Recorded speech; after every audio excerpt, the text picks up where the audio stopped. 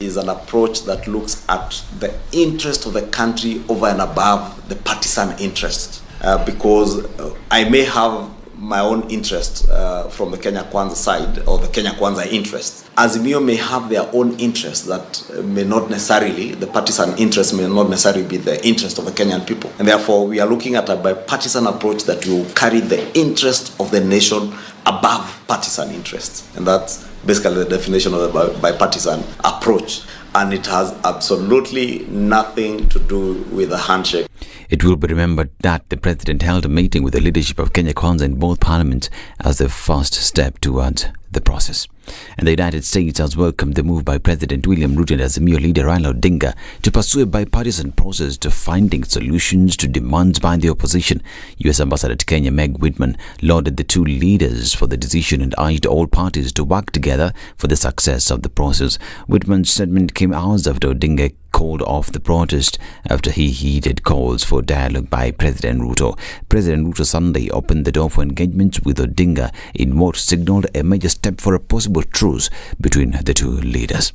And Nandi Senator Samson Cherargei says President William Ruto's message to the opposition leader Raila Odinga is clear and has no room for the handshake. The outspoken lawmaker, who has always been against any attempt to have Odinga invited into government, said the president's message is very clear on the need for legal and constitutional changes. Odinga Sunday called off demonstrations planned for Monday and said his party would sit down for dialogue with the government after 2 weeks of protest. And Kapsaret Member of Parliament Oscar Sud is in trouble for insulting the Luo community over recent demonstrations that rocked the lakeside city of Kisumu.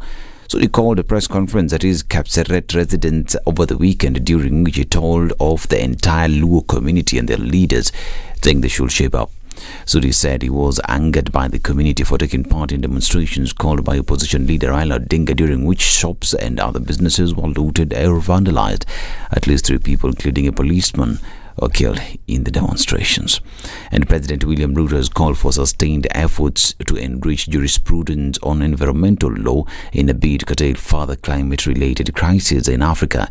Ruto, who spoke while officially opening the 3rd symposium on greening judiciaries in Africa, challenged courts to widen their scope beyond human rights and constitutional affairs in a bid to secure climate justice. Ruto termed pollution-dominated industrialization as unsustainable, hence calling for concerted efforts to promote sustainable alternatives.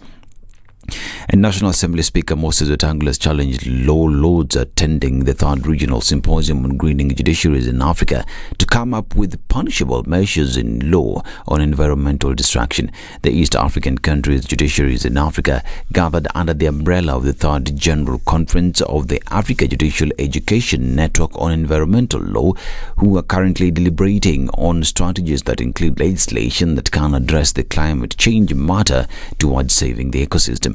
The annual event, presented over by President William Ruto, brought together judicial officers across Africa and beyond with the aim of strengthening the role of judiciary in addressing climate change in Africa. And Donald Trump left Florida Monday for New York, where he will surrender to criminal charges, taking the United States into uncharted and potentially volatile territory. The 76-year-old Republican, the first American president ever to be criminally indicted, will be formally charged today over hush money paid to a porn star during the 2016 election campaign. Dozens of people, many waving pro-Trump banners and American flags, lined the route as Trump's motorcade raced from his Florida mansion to the airport, where he boarded his private plane emblazoned with his name on the fuselage. This is Newswire. I'm Dennis Alceda. Good morning.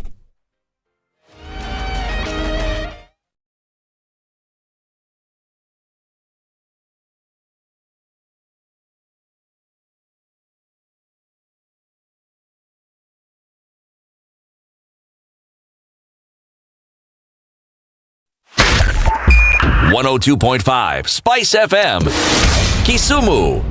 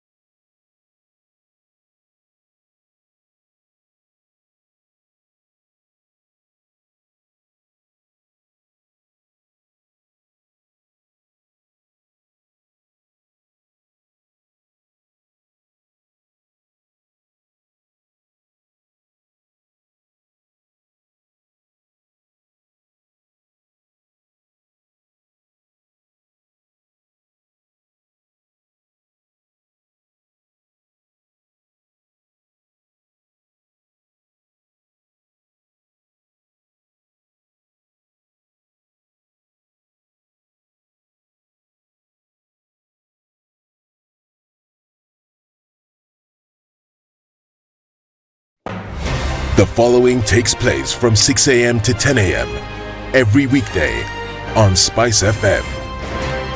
You tune into Kenya's biggest conversation. My name is Ramanya. Amen. Amen. So 1 hour is over? Yeah. Oh yeah. Okay. It gets over. Can you imagine in 20 minutes? what the big boys have also done? I'm very proud of myself.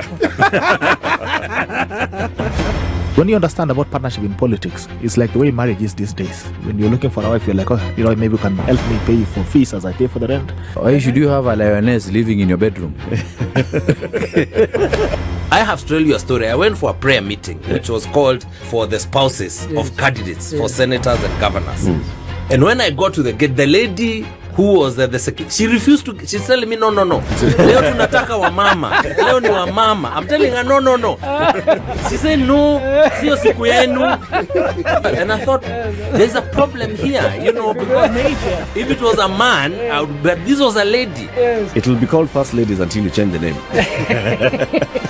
The Situation Room, Kenya's biggest conversation.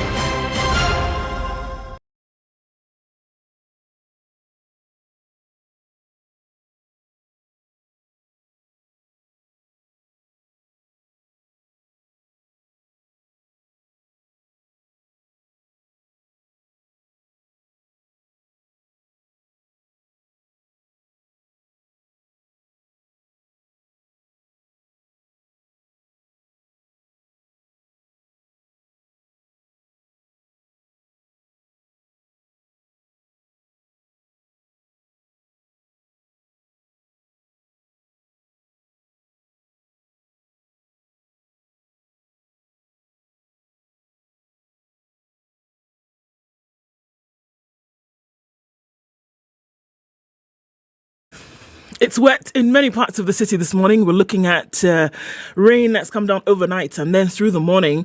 It's going to slow things down considerably, seeing as there's already traffic building up on Jogo Road. It looks like it's going to be slow on the Thika Superhighway. Coming into the city from Westlands is also starting to build up. Coming in from Mountain View, Kangemi, that whole area. Slows down already. James Gishuru starting to build up as you get out towards Waiyaki Way. And we're looking at Mombasa Road, going out towards North Airport Road.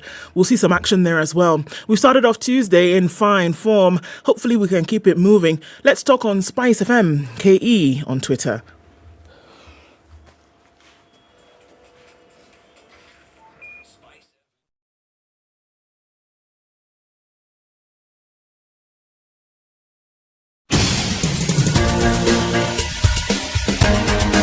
This is The Situation Room, the home of hard-hitting political commentary and penetrating insights about the state of the nation. This is a talk radio experience like no other. The Situation Room, a place for hard truths, debates, and elevated conversations. The Situation Room, witty, political, engaging, deep, controversial. In the room, we have C.T. Muga, researcher, academic, seasoned political observer, a fountain of wisdom in these politically uncertain times. Ndu Oko, Nigerian by birth, Kenyan by choice, communications expert, Pan-Africanist, a truth seeker and believer in people power, and Eric Latif, agent provocateur, the man in the chair, seasoned journalist, news hound, a man who believes in punching up, not down. This is The Situation Room, the only way to start your day. How are you doing today? Welcome to Tuesday, getting into The Situation Room, Kenya's biggest conversation. How are you doing today at 11 minutes after 6? The rains came down and the heavens opened, and the rest, as they say, is history. All right, a number of conversations lined up for you today. That is it. A cold and rainy Nairobi, probably what we're looking at through the rest of the country. As you may ask, why am I here by myself? And I'm also wondering. But before the two merry gentlemen join me, let me tell you a little bit about some of the conversations that we will be having this morning. All right, so a lot has been happening. There's going to be a deal brokered. There's going to be a conversation. Call it bipartisan, call it whatever you want to call it, but those conversations are front and center and they are taking place. Okay, why citizens should demand a role in national dialogue? Everybody's been talking about you. Everybody's been speaking for you. How about you be involved in the conversation? Wanjiro Gikonyo, who is an advocate for good governance and accountability, after a long while will join us in the Situation Room this morning to have that conversation about why it is important for you and I, as citizens, to be involved in this process. Participatory governance is what it's called, and we'll be talking about that at 7. Kikuyu Town MP Kimani Ichung'wah will be with us at 8 o'clock. Will bipartisan talks address Wanjiko or politicians' issues? So who is important here? We've had many conversations thrown at us in terms of who then is important when it comes to brokering these conversations. And he will join us this morning. He's been very verbose about a lot of things that have been happening, so it would be nice to hear what he has to say at 8, and we'll have that conversation with him. At 9 o'clock, Angela Moturi will join us. She's the Assistant Research Officer at the Kemri Wellcome Trust Research Program in Nairobi. We'll be talking about the importance of population health research, and that is about the size of it. Those are the conversations we'll be having this morning. Karibu Sana, and thank you for joining us even as we get into those conversations today. Eric Latif, good morning. You're conversating. I'm conversating. Me, Ndu, and I talked. We've agreed on a number of things this morning. Very good. City. Yes, please. How are you doing? Very well, thank you. And how are you doing? I'm very well. Ndu, how are you doing? Fine, thank you. Twashukuru Mungu. Very good. Yes. Kwa yale yote tuliyopata kama baraka. It's Tuesday. Just like that. 4/4/23. Just like that. You know? Yep. So in preparation for those conversations that we'll be having, let's begin the show, right? By saying that we are live streaming on social media, on Facebook and YouTube. And if you're online, please do like that. And then we shall do like that after Ndu gives us the weather forecast. Rain, rain, rain, rain, rain, rain in Nairobi. That's it. 14 minutes after 6.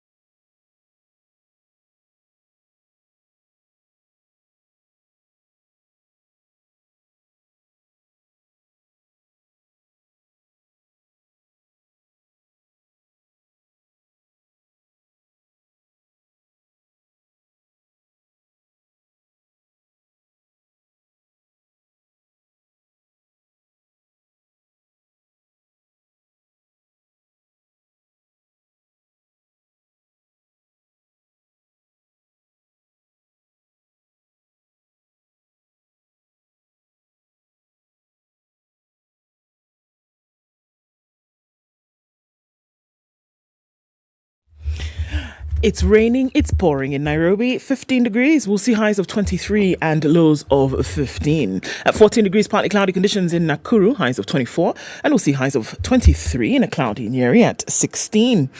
It'll go to highs of 24 in a clear Eldoret, currently at 13. And at 26, Mombasa is mostly clear, highs of 32.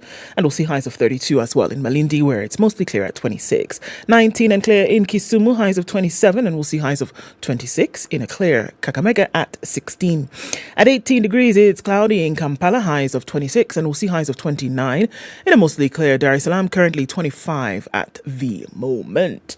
It's partly cloudy at 12 in Johannesburg, highs of 24 and lows of 9 today, and cloudy conditions at 27 in Lagos, highs of 33 and lows of 26. It's partly cloudy at 25 in Kinshasa, highs of 31 and lows of 24. Looking into Beijing Tuesday afternoon, rain showers at 11, highs of 12 and lows of 8. And it's 3 degrees and mostly cloudy in Paris, highs of 12 and lows of 0 today. It's still quite cool in London at 2 degrees and mostly cloudy, highs of 13. 11 degrees and clear Monday night in New York. We'll see highs of 14 and lows of 8.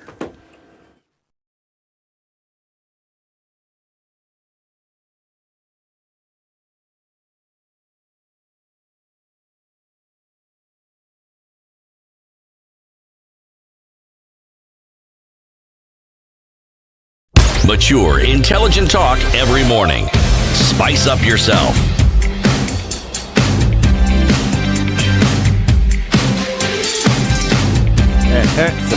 Mornings done right. 94. It is gone mad. It's gone Newgate. Just forget about it. Let's move on. It's gone what? Newgate. Okay. Victor Diambo says, good morning. Good morning, guys. Looking forward to great conversations indeed. Stanley says, I am proud of you guys for opening up my thinking. Allah? Okay. Toa kitu kidogo. Sindio. Toa ya macho. Indeed. Okay. All Warsame says, book some lady. I want to believe that it is a greeting and not an insult. What? Book some. Abi, let's just go with it buxom being a greeting and blessing. Okay, it's not an insult, okay? Good morning, everyone in the studio. Narok East is tuned in. The penny has dropped. Hey, you've got it now. Yeah, before I was just... Umegacha. You were just like that. Nimegacha. Umegacha. Paul Ntaia says, good morning. Abdul Malik Abdulaziz, one of my very close friends, is also called Abdul Malik. So there you go. Helen Nyakianda Jogona, it says she's tuned in from Wakandara. Oh, she's tuned in from Kandara. She's greeting Elijah Kimani Kandara. Oh. You get it? Okay. Peter Wagongo says, good morning, great people. Ndulatif Muga Kazieni Unzuri Sana. Asante Sana, brother. Good morning, Silas. We see you, Robert, in Mombasa. And Zachary, good morning. You're tuned in from Matunda in Kakamega County. I wonder why it's called Matunda. It'd be interesting to know why. There are all manner of Matundas in this country, by the way. Oh, yeah? Oh, it's not just one place? No. It's like Majengo. Voila. It's like Makutano. Same thing. Yes. See, I'm getting it. Bas. Okay. Said Ali Bidu says, good morning, Wangwana. Huku kwetu kwa nyonyota. Na joto ndo limezidi haya siku njema kwenu. That's from Mombasa. How about we use some punctuation, Said man? Ali Bidu was my student. This guy, him. He was my student. Allah? And his father, Ali Bidu, was my friend. Wow. Very good. And remember, CT taught Swahili for some time. Nilifundisha Kiswahili. Sasa huko nyanyonyota. Kwa jua iko joto mingi. Nyonyota na joto. What are those? Sheesh. Jane Duta says, good morning, wonderful people. Please, the sounds are doing the same like Jana. Where are you, Jane? Talk to us. Where? See how we can help you. Eldoret, perhaps. The best radio station in the region. Elema Bashuna says, good morning. Alfredson Kifaruson is from Kuresoi, North Sitoito. These names are doing gymnastics in my mouth. Okay. Mbabazi Steven also said, good morning. Show Ikotop Juthufu. Okay, good morning. Baraza Simiyu says, a repeated mistake is intentional. Okay, everybody's responding to the thing on the stub this morning.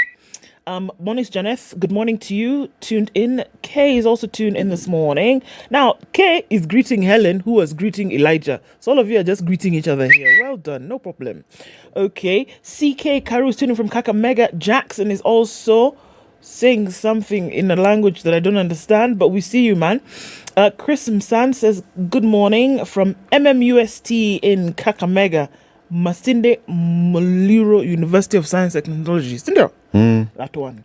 Good morning. All on board Must.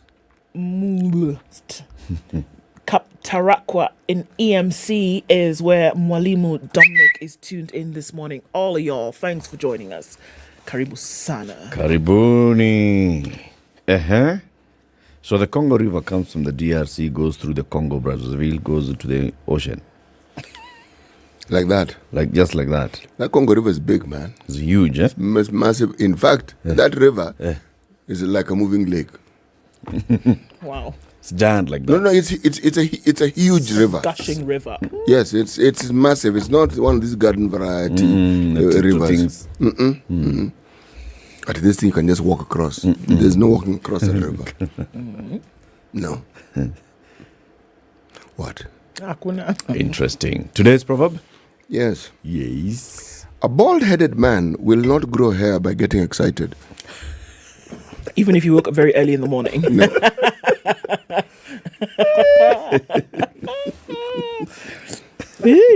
Na hapo ni kama kuna tumasusi kidogo. Mimi nimesoma proverb. Okay. Kuna tumatusi kidogo. Kamchongo ano 1 2 1 2 chini ya maji. Atake. A bald-headed man will not grow hair by getting excited. The might as well have said by jumping up and down. Wagging his tail. Wagging his tail, then he grows some hair. Aye. Shake your tail feather. Okay, sorry. Okay, let's look at the headlines. Okay, on the front page of the Standard this morning, hope after demo deal. So there's something, people were called yesterday, inside State House, outside, everywhere inside. Hope is what is being called this morning. Right. And we look into the details of that, of course, through our conversations this morning. Business community lauds peace gesture. Of course they do. We're going back to business. Looks to recoup losses made during the demonstrations with the hope issues will be ironed out. The city, Eric Anakusnapia. DPP drops cases against politicians that the police had lined up for prosecutions over the violence and property destruction. The president has convened a meeting of government leadership in parliament to brief them on the goings on and kickstart the formation of the bipartisan committee. This thing just sounds very sexy. Bipartisan committee. Okay. Bipartisan. It's not just partisan. It's bipartisan. And it's a committee. Okay. Church leaders. Can you hear Senator Kuhn saying that? Bipartisan committee. Did you see where it came from? He's the one who said it. Senator Kuhn. I think y'all need to form a bipartisan committee. That's the only way this is going to be thrown.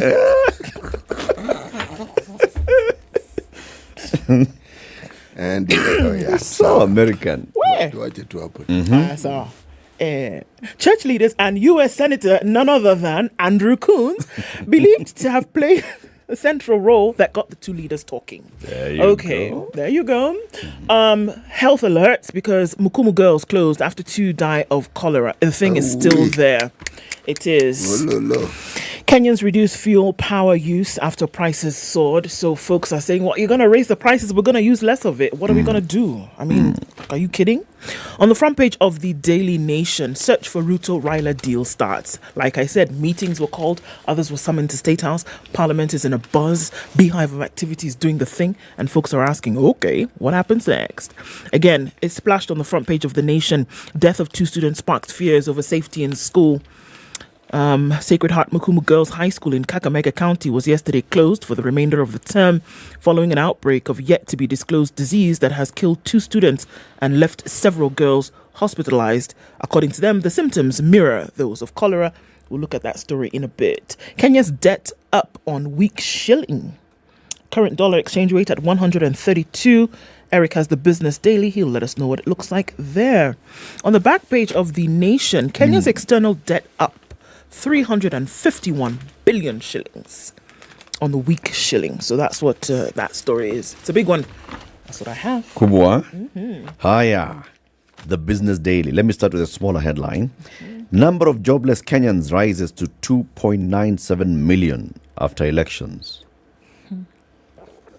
2 million only. That's what I was going to say. It seems low. The number of Kenyans without jobs increased to more than 2.97 million in the quarter to December, underscoring the labour market woes in the wake of elevated inflation and reduced activity in the dominant agricultural sector. The number of jobless persons grew 2.94% to that number that I'd given you before, according to the KNBS data released yesterday, a pointer that the economy shed over 80,000 jobs in 3 months after the August general election. Young people below the age of 29, mainly secondary school and college graduates, were the hardest hit by the joblessness in an economic setting that is plagued by reduced hiring on the back of sluggish corporate earnings. That's a headline. Take a headlines: middle class keeping cars at home to cut fuel consumption. It's linked to this one. Yes. Yeah. Yeah, people not using electricity. They're also not driving their cars, Direct Line doubles profit to 252 million shillings on premiums rise. And then equities rise to record 32 billion shillings on EABL deal. The successful closing of Diageo's 22.7 million purchase of additional shares of EABL boosted the monthly equity turnover at the Nairobi Securities Exchange to 32.37 billion shillings, which is a record high. Now, the big headline in their Business Daily: how Ruto team triggered a boardroom coup at KCB. The Treasury has pushed for the ouster of 2 directors at KCB Group and the elevation of former head of public service, Joseph Kenywa, as chairperson of the bank in a boardroom coup aimed at asserting the influence of the Ruto administration. So they give the story. They say, first of all, it started with a sudden departure of Ann Erickson, who's a long-serving director at the bank and a former East Africa CEO for PwC. Erickson's was initially seen as a routine departure from the bank's key policy-making body, but it's emerging that she threw in the towel after the Treasury CS, Professor Njuguna Ndung'u, informed KCB that the Treasury would not support her re-election to the board at the upcoming AGM. Remember, the government is a key shareholder of what? KCB. The Treasury's moves are hinged on its position as KCB's single largest shareholder, and they come as President Ruto's administration replaces directors in listed firms where the state has significant ownership, like Safaricom and Kenya Power. So the other person who is set to leave is the chairman. The chairman is called Mr. Andrew Cairo. The tenure of Mr. Andrew Cairo, according to the Treasury CS, he's demanding that the tenure of Andrew Cairo be cut short ahead of the AGM. Because of Maliza Wende, now so that Joseph Kenywa, who now joined the board last week, can come in, will become chairman. Okay. So sawa. Like that. Remember, they were also talking about what happened in Safaricom, where John Gumi's tenure was cut short. He resigned, and Adil Kawaja, who had just joined the board, now became the what? The chairman. So you see the changes that are taking place in all these places. Kenya Power, same thing. We saw the removal of the board, and Kenya Power has a new chairperson. Hivo. Step by step by step by step. Yep. City, the Star. Yes, on the top right-hand corner, in teal green, taming greed. Hospitals face 3 million shilling fine for prior admission fees in the new bill. This story is on page 8. Hospitals face 3 million shilling fine, meaning they'll be fined 3 million shillings. This admission fee, which is a new bill. Okay. Well, there's something to do with MPs wanting the law to improve the access to healthcare emergency services. Okay, they want a new law. Fine. Bang in the middle of the paper, diplomacy. Western diplomats said Azimio had no grounds for insisting on protests. Western diplomats said Azimio had no grounds for insisting on protests. Sorry? Western diplomats wanasema Western diplomats from the West, they have said Azimio had no ground for insisting on protests. These Western diplomats, they include Akina Kunz. Kunz is a legislator. Kunz is prefect. Oh, it's Albert. Yes. Diplomats ni hao wengine. Yes, these are the ones who are here. The goons. Whom we see every day. The other ones are goons. Hao wengine ni Kunz. Yes. Ruto ICC threat force Raila to call off demos. I'm reading the headline. Are you not making this stuff up? Ruto ICC threat forced Yes. Raila to call off demos. Yes. President refused to meet opposition leaders to discuss power sharing. They're saying this bipartisan committee was what he agreed to. But this thing of one-on-one, But him he come to to the- nothing. I'm going to the Hague. Not doing him. It's what? You know, I've been to the Hague. I have contacts. I know can people. call them. I know people. I have a guy at the Guy Hague. who's asking me questions. I have his address. I have a guy. You know that chap who's the prosecutor? He's my lawyer. He's my lawyer. Yes. So, kuna vile. You know, if I Play call with him, me. Karim Khan. I have his number. Don't play with me. Nimpigie sahi. Usikie. Nimpigie. Cheza hapa. Cheza na friend. the mimi. story of Mukumu Girls. Now, this headline reads, Mukumu Girls closed after suspected food poisoning deaths. Okay.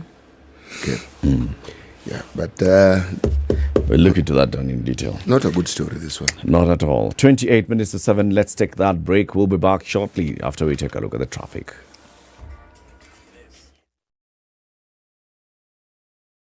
This is the Situation Room, the only way to start your day.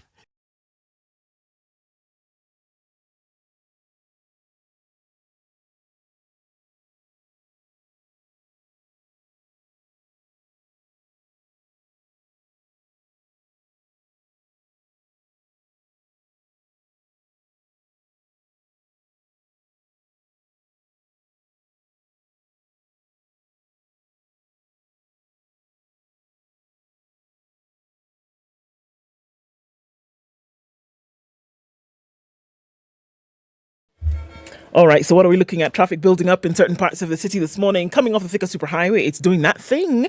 Clouding in from the junction from Ruiru. Even much further than that.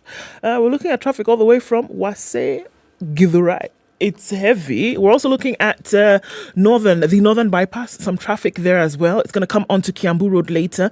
James Gishuru is also piling up, as is Ring Road Westlands. It's a busy morning already. Even before the sun comes up, traffic is doing the rounds. It's busy coming off of Lower Kabete. It's going to join in to Spring Valley and then out towards Westlands from that area. There's traffic coming off Peponi as well. The rain is not helping with traffic. It's helping with other things, but not with traffic because stuff has slowed down. Let's look at Manyanja Road and Juja Road as well. When you're trying to connect with Outer Ring, you're going to be stuck there because there's bumper-to-bumper traffic moving very slowly in some parts as you're trying to get out towards the city. North Airport Road is doing that thing as it also tries to connect with Outer Ring. We've started traffic hour very early today, and it looks like it will compound as we get closer to 8. Let's talk on SpiceFM KE on Twitter. Let's know where you might be stuck this morning and try to keep things moving.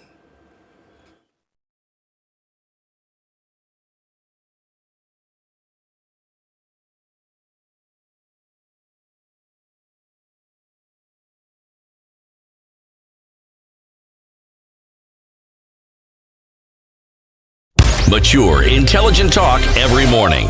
Spice up yourself.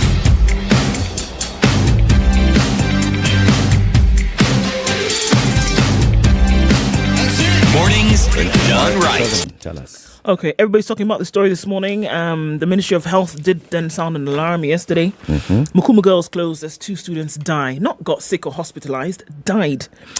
The deaths of 4 learners. Okay, so which one is it now? The headline says 2. The story starts with 4. Okay, what are we doing, folks?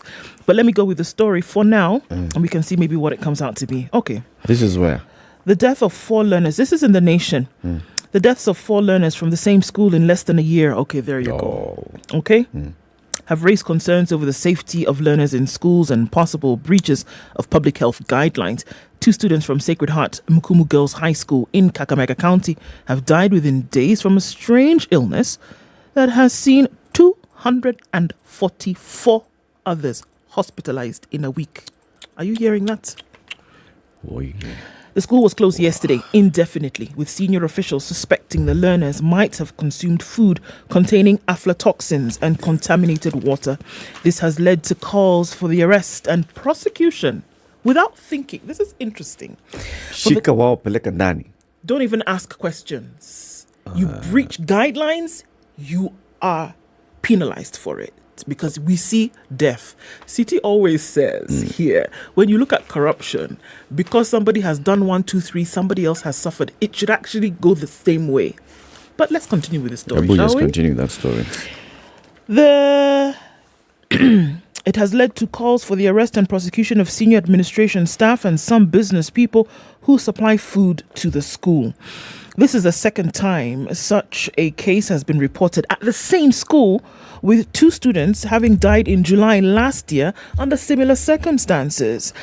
It's a recurring event after it broke out last year around the same month. We have come up with a multi-agency team, there you go, from the Ministry of Health and medics from around the county government to investigate the cause of the disease outbreak, according to the Western Regional Director of Education, Jared Obiero, who visited the school yesterday. He said, going forward, we will be very keen with issues that have arisen from the meeting we have held with management of the school, leadership of the county, the Ministry of Health, and political leadership in Kakamega. Panic, of course, gripped the school after 6 learners were taken ill and rushed to hospital yesterday morning.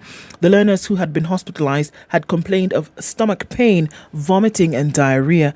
It is now emerged that the quality of the maize and beans supplied to the school could be the source of the problem, leading to food poisoning. Obiero held a meeting with the school's principal, Frida Ndolo, and management officials. Kakamega Senator Boni Khalwale and Women Rep Elsie Muhanda also attended the meeting. During an inspection tour of facilities at the school, they found that the foodstuff store showed signs of water seepage through the walls, which could be making the maize and beans damp, thereby affecting their quality. Beside the food, the school pumps water from a nearby stream. So take your pick, folks. You see, the thing is, this Mr. Jared Obiero and the others are actually failing. They're failing because they're just talking and therefore just creating so many.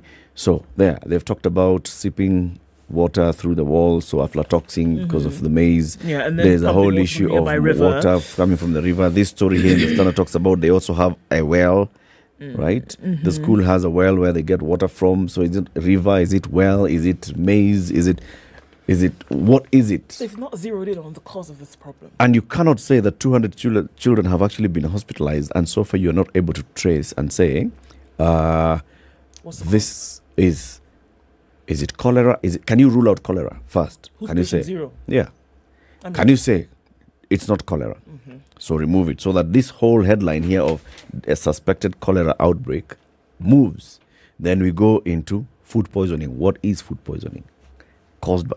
It's so layered, Eric. Yeah. Because what are we talking about here? We're also talking about the storage of food. Who's failed there? What should you be doing? We're talking about you pumping water from a nearby stream. Have you looked at the contamination levels in that water before you start to pump it? We already know. We know. Dude, I will not forget this date. In 2001, there was testing that was done in waters in Kisumu. It was done in waters in Western Kenya. And what did they find? Excuse me. That the units of contamination had surpassed the manageable or the accepted levels by 1,200 units. But you see, if water is being pumped from a river to a school, the school community is not the only one that's consuming the water. This is another problem. But the school community is the only one who is reporting this problem. Yes. Yeah. So we cannot just say it because of water coming from the river. Therefore, that's why I'm saying these guys are failing. They should have some clear, concise communication, or say, we don't know what has happened yet. We are not going to speculate. Some of the areas are this and the other. They've not zeroed in on the problem. Yeah, it can't be because the water is being fetched from a river. So therefore, what they've done here is they presented you with very many different options of what could be the problem. And they're saying, okay, so you guys decide. Maybe it could be this or the other thing, but we're still waiting. So according to this story, last week, doctors at the County General Hospital collected samples from the hospitalized learners for analysis at Kemri in Kisumu, but the results had not been released by yesterday. So they're still waiting to see exactly what this is. A post-mortem was done on Form 1 Wendy Abeti, who died as a result of gastritis, which is an inflammation of the stomach. The examination conducted yesterday by pathologists revealed that there was bleeding in her stomach. So Whereas the pathologist said he doubts it was caused by bacteria, he collected more samples and they've been taken to the government chemist for toxicology tests. Okay. So do we have results from last year's case? This is the thing. Now, this is the problem. Last they're not year, even telling what was it you that happened as a last year? result of what happened last year. This is what we zeroed it down to be. We're not hearing what that was. And you're telling us that in the same month, around the same time, the same thing happened. How about getting information that would help you in the future? This is why you do it. But there's no report of last year, this is what it was. Was it cholera? Was it food poisoning? Was it something else? Nothing. Maybe they have it. They just are not. For example, this meeting yesterday, they could have come out and said, last year, this is what had happened. And so we want to start from that point. Because we put in these measures, this and that measure. We want to start on that from that point and see, is it a recurrence of what happened last year or is it not? If last year it was because of aflatoxin, what have they done? It's a failure, it's a communication failure here that is going to create more panic. 2,000 children have now gone home.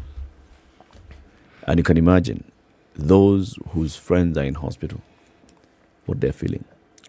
One of the questions we ask here, literally on a daily basis, do these people understand, do our friends, do our colleagues, do our fellow Kenyans understand what they set in motion when they take certain positions or when they do certain things? You have a mandate, you have a responsibility, you neglect it. And somehow there's this magic thinking that things will be all right. You are warned. Shoo it away. It'll be all right. You are warned, you are told. Before the rains began, you, Eric, mentioned very clearly, the problem is, with these heavy rains, you know what we're going to find ourselves? We're going to have a situation where some of these pit latrines will be flooded. The contents of these pit latrines will follow that water, which will eventually find itself into the river, will find itself into boreholes, will find itself. So the likelihood of there being a cholera outbreak is really high. We have rain in abundance literally every year. This drought has been long, but it was going to come. Were people prepared? No. Were they looking at the consequences of what might happen? No. Now, you have a situation where some 2 students have died. Students who did not need to die. This is the thing. They did not need to die. And as Ndu asks, how many people do we need to see dying before people realize that certain things need to be done? And even when this happens, those who are mandated with the task of ensuring this safety, what happens to them? This isn't a question of arrest them and you arrest them and then what exactly? It comes back to what we were saying yesterday, where politicians have occupied this primal place in our society. Yes. Prime position, that everything is a politician's decision. Such that when experts, when academics, we had the lecturer from the University of Nairobi last week, the climate change meteorologists, yes, right? Yes, and plus the lady from Met, and they were saying, look, we have seen this. I mean, we issue these advisories often. We tell them. We say, when you see such a prolonged season of drought, it's gonna come with floods. So start preparing. Politicians take that as just a suggestion. Because politicians are the ones in the positions of decision making. It's the same thing that you'll find here. You will find that maybe some health officer somewhere had said something, raised issues. That's what I was just going to say. Because you're going to ask the question, did somebody say something at some point and say, hey guys, we need to watch out for this thing? Yeah. And I'm telling you, 244 kids don't just show up in hospital. You can't just fall sick at all of them just like that. It must have started somewhere. Somebody must have been presenting with something and then go to the school nurse, whatever, and then you're sent back. Something must have happened somewhere. Somebody must have raised the alarm and it was ignored. By the time you hear of 144 students... 244, brother. 2. Yes. The alarm had been raised a long time ago. Now, 244 you can't ignore. That's the point. There was the first, there was the second, there was the third. In a week, yes, in 7 days, 244 people admitted to hospital with the same symptoms. Come on. And then, you know what? When somebody dies is the first time you hear about it. Does it have to get there? It means somebody who knew something had decided to put a lid on it. And now it's out in the open, isn't it? And how effective was that lid? Very annoying. It's sad. It's a sad story. It's a sad story. City? Yes. What are you looking at? I am looking at a very depressing story on page 2 of the Star. Man killed father-in-law for not refunding dowry. This happened in Korea.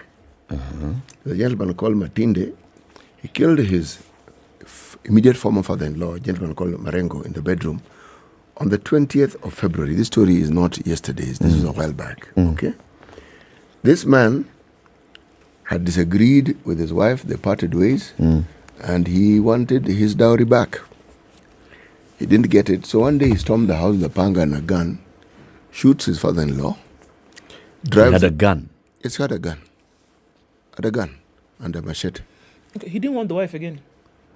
No, the wife didn't want him. The wife, yes. So the thing had ended. It had ended, but he wanted his cows back. So he came back and said, okay, now that the girl is back, can you give me my... Yes, and he drove away 2 cows, but shot his father-in-law. Passed his mother-in-law along the way and told him, now I've gotten my justice, you just go back to sleep. Why? All right. So how many conversations have they had? Apparently. There must have been some conversations. There had been conversations. Yes. There had been conversations, but, well, he didn't find the conversation satisfactory. So he was taken to court, and he was charged with robbery with violence. Because remember, he drove away 2 cows after shooting his former father-in-law. Did the father-in-law die? Yes, he died. And the postmortem indicated that he had died from the gunshot wounds. What? I picked on this story to highlight this same discussion we keep having about the mental health problem we have in this country. When you find somebody who has a responsibility to ensure that there is safe water for consumption, and the person ignores their duty, or somebody who's supposed to ensure that whatever is required to ensure that that water is safe doesn't do their duty. You know, these are mental health issues. Because how does somebody...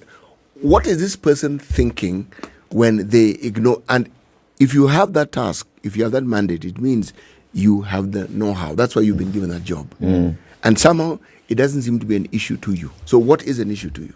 I wonder. You know, it's possible that the lack of action that we see is all stemming from mental health issues. Honestly, it may sound like I'm being facetious, but I think there are very many people who are not at their optimum, or they're not at their prime mentally. And that's why you see some of the things, because there's no other explanation for them. There's something wrong. There's something wrong. It's the same something wrong of these horrible videos that we saw of a man who watches his wife drink poison and dies right in front of him. It's the same thing that you can apply to somebody who is seeing 244 girls, in hospital and knowing that there could be a problem and you don't do anything about it. It's the same thing whereby you see, okay, people are dying from hunger because of a drought. We've been told that it's going to be rain. Maybe we should do something about it, or maybe not. It's the same thing. I think the burden of mental health problems is actually heavier than we think. Oh, it gets heavier and heavier. That issue of the man who watched his wife drink poison and was filming the thing. There's something fundamentally wrong. I'm telling you. Is that completely off? It's bordering on demonic. I'm sorry. There's something wrong. It doesn't matter what kind of justification. What kind of relationship you had. It doesn't matter. Really. How do you justify that? Nothing. You can't. Nothing. Your wife? It's a mother of How? your child. And your children are traipsing about. And in your mind, that's okay? You're filming it very calm. You are the one who has a bigger problem than the one who drank the poison. Yeah, the one who drank the poison no longer has problems. Yeah. Because them, they've died, they've gone. This is a big problem. Terrible. There's a big problem. By the way, you know why this story is featuring now? You know, this story actually happened in 2011. You know, this guy decided the magistrate's court was unfair to him. So he was appealing. Went to the court. He first of all went to High Court. High Court upheld the initial. Yes. He went to the Court of Appeal. Court of Appeal upheld the decision. The judges said they don't see any reason why they should dispense with the other two judgments. You're guilty. So that thing has moved to date. Up to Court of Appeal. Yeah, up to Court of Appeal. And what's his justification? When he's going there, what is he saying? I'm innocent because I did not kill. What is he saying? He took what was rightfully his. I'm not the one who shot my father-in-law. He said that, no, actually, yes, that's correct. That he has spent the day in his border business and that it was not really him. So he says it's not him who not really. committed the murder. It wasn't him. And yet, his former mother-in-law says, you know, I saw the guy. This is the guy. Okay. So this is the mother-in-law who... It's him against the mother-in-law. Yep. It's him against the mother-in-law. And when they followed his story, somewhere along the line, I think he said something and he forgot what he had said previously. He forgot.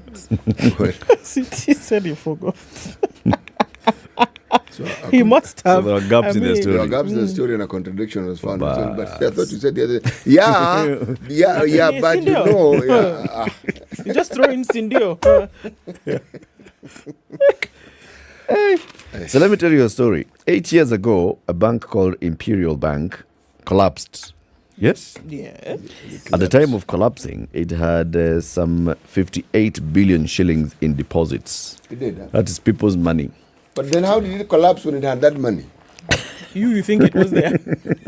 There's the report says it had what they say billion. And what you are the one who always tells people them. Had deposited 58 billion shillings into the bank. Not that the bank had 58 billion shillings. There's a difference. So people had given the bank 58 billion The amount shillings. of deposits that were on record were 58 billion. Other people had given that. Yes. The total. Okay, carry on with the story. Okay. Now, there's something, a state corporation called the Kenya Deposit Insurance Corporation. This is where the money that you've deposited in the bank is insured by this KDIC. It's the one that should make sure that you get back your money. When anything goes awry. If anything goes awry with that bank of yours. Now, this bank called Imperial Bank did like that 8 years ago. And KDIC has now came in and they took over and they started repaying people. So some people have been paid, some have been paid, some others have not been paid. According to the CBK, 4,300 depositors who represent 8% are yet to get their money back in full. Do you know how much you're talking about? About 24 billion shillings. That one, they have not been paid. Yeah. The 4,300 people collectively have 24 billion. 32 billion. 34 has been paid. Yes. Okay. That one has been paid. Okay? Yes. Now, these large depositors are expressing dismay at the expected disbursement of deposits at the collapsed bank after KDIC started the process of making the payments. The KDIC told the Standard yesterday that it projects to pay a total of 2 billion shillings as the protected amount to depositors.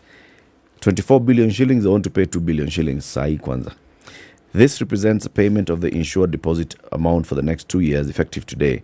Additional payments are subject to collection of outstanding loans and realization of funds from the disposal of Imperial Bank assets. But the Imperial Bank Depositors Lobby, they have a chairman. He's called Mahmoud Khambie. He said, now we're only going to get about 500,000 shillings. We are very disappointed, said Khambie. We will never be able to recover all our monies. 500,000 shillings is too small if you had deposits of between 10 million and 1 billion, Bob. Imagine, you have 20 million shillings deposits and then you're given 500,000. Imagine. And then you're told you wait another 2 years. It's been 8 years. I would like to take this view, if I may. Please take that view, if you may. Just may it. They have not said they are not going to pay you. They have just said that this insurance process is a bit slow and it releases 500,000 shillings every 8 years.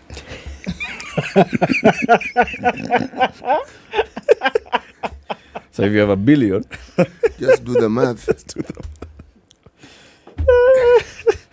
So in 16 years like this. No. In 16 years, you'll get a million. Yes, no. If you have a billion, what you do times 10 is you bequeath this money to your grandchildren. Yes, because even generational even children may have a problem benefiting from this. Yeah. So grandchildren can work. But you know what the pain is here? All right. So this large depositor, somebody may just look at them and think, oh, well, but you have money. I mean, if you had... What's the problem? if you had, put some if you had 500 bank. million shillings in Imperial Bank, see, you are loaded.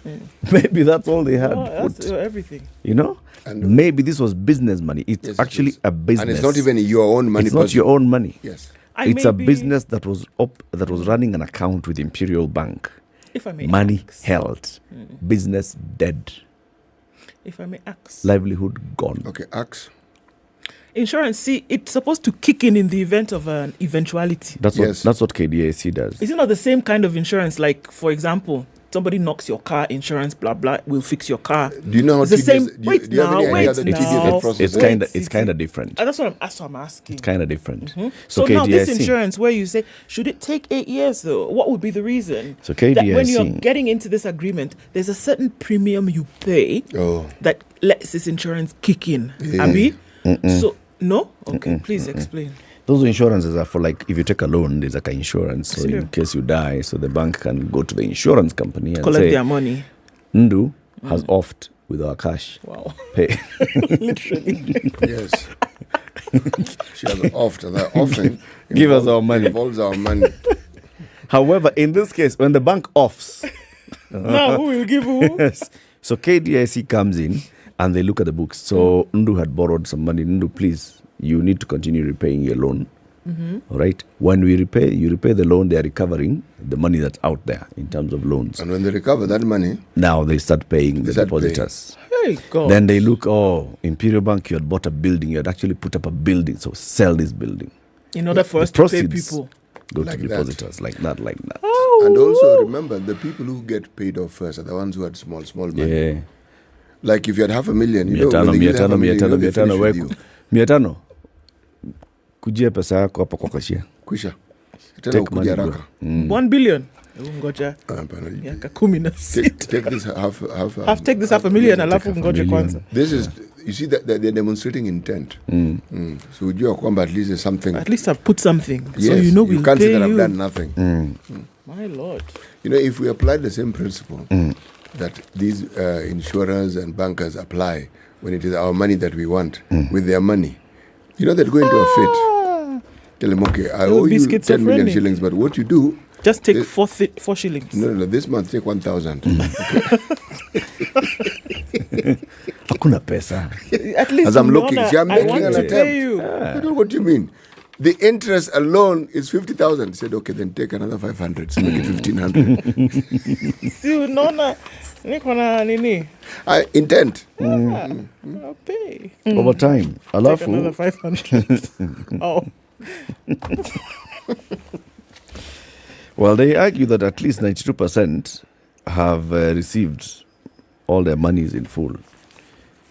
The problem is, this 4,300 people don't care how many 92s you have. That's your business. That's your business. 8% of the people have 34 billion shillings waiting for them. Yep. My friend.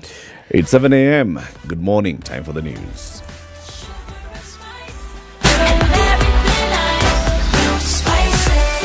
Spice up your life.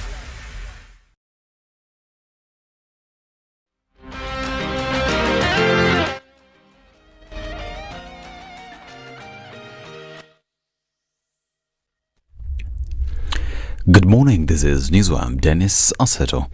National Assembly Majority Leader Kimani Ichung'wah has denied claims that the truce between President William Ruto and Azimio leader Raila Odinga is a precursor of another handshake as witnessed during President Uhuru Kenyatta's administration. Ichung'wah insists that despite Odinga accepting the president's call to call off the protest, they have not met in person. I can confirm the president has not even met with Raila Odinga. He has not even spoken to Raila Odinga, leave alone meeting, leave alone a handshake. Therefore, there is nothing touching on a handshake. I see there are some quarters who are very excited that there is a handshake. I can confirm to you there is no handshake. Ichung'wah adds that the process, as stated by the head of state, aims to give center stage to issues and wishes of the Kenyan people. The bipartisan approach is an approach that looks at the interest of the country over and above the partisan interest.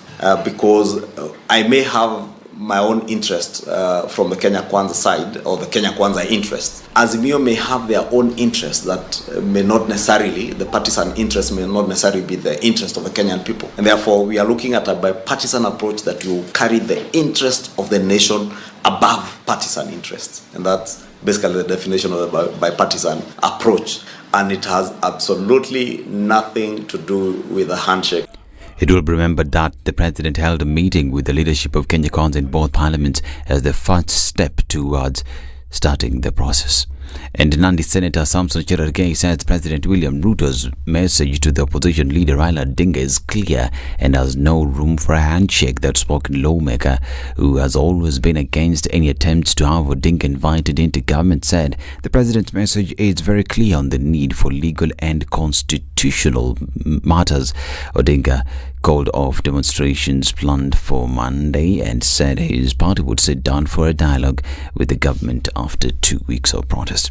And Kapsaret Member of Parliament Oscar Sudi is in trouble for insulting the law community over recent demonstrations that rocked the lakeside city of Kisumu. Sudi called a press conference at his Kapsaret residence at the weekend, during which he told off the entire law community and their leaders, saying they should shape up. At least 3 people, including a police, were killed in the demonstrations. These are the words that have angered lawyer Apollo Mboya, who has written to the National Cohesion and Integration Commission seeking action against the vocal MP. Mboya wants NCIC to take action against the MP failure, to which he will take legal action against it. And the United States has welcomed the move by President William Ruto and Azimio leader Raila Odinga to pursue a bipartisan process to find solution to demands by opposition. U.S. Ambassador to Kenya Meg Whitman lauded the two leaders of the decision and urged all parties to work together for the success of the process. Whitman's statement came hours after Odinga called off the protest after he heeded calls for dialogue by President William Ruto. President Ruto Sunday opened the door for engagement with Odinga in what signaled a major step for a possible truce between the two leaders. And President William Ruto has called for a sustained efforts to enrich jurisprudence on environmental law in a bid to curtail further climate-related crises in Africa.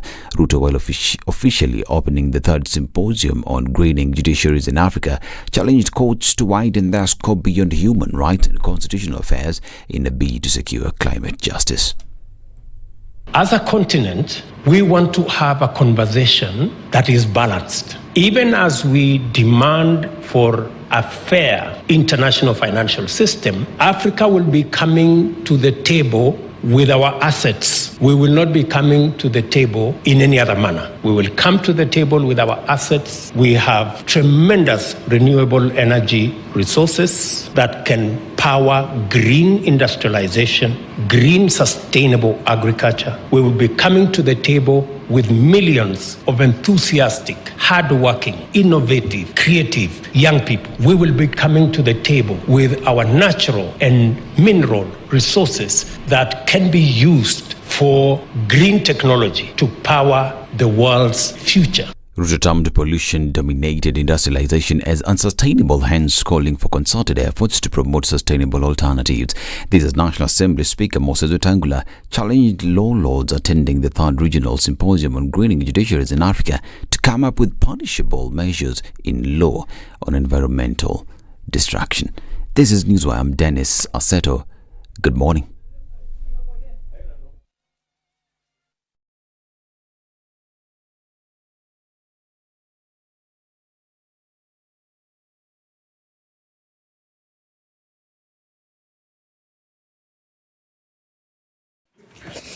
It's after 7 o'clock, a few minutes, and we are looking at traffic that has built up. Okay.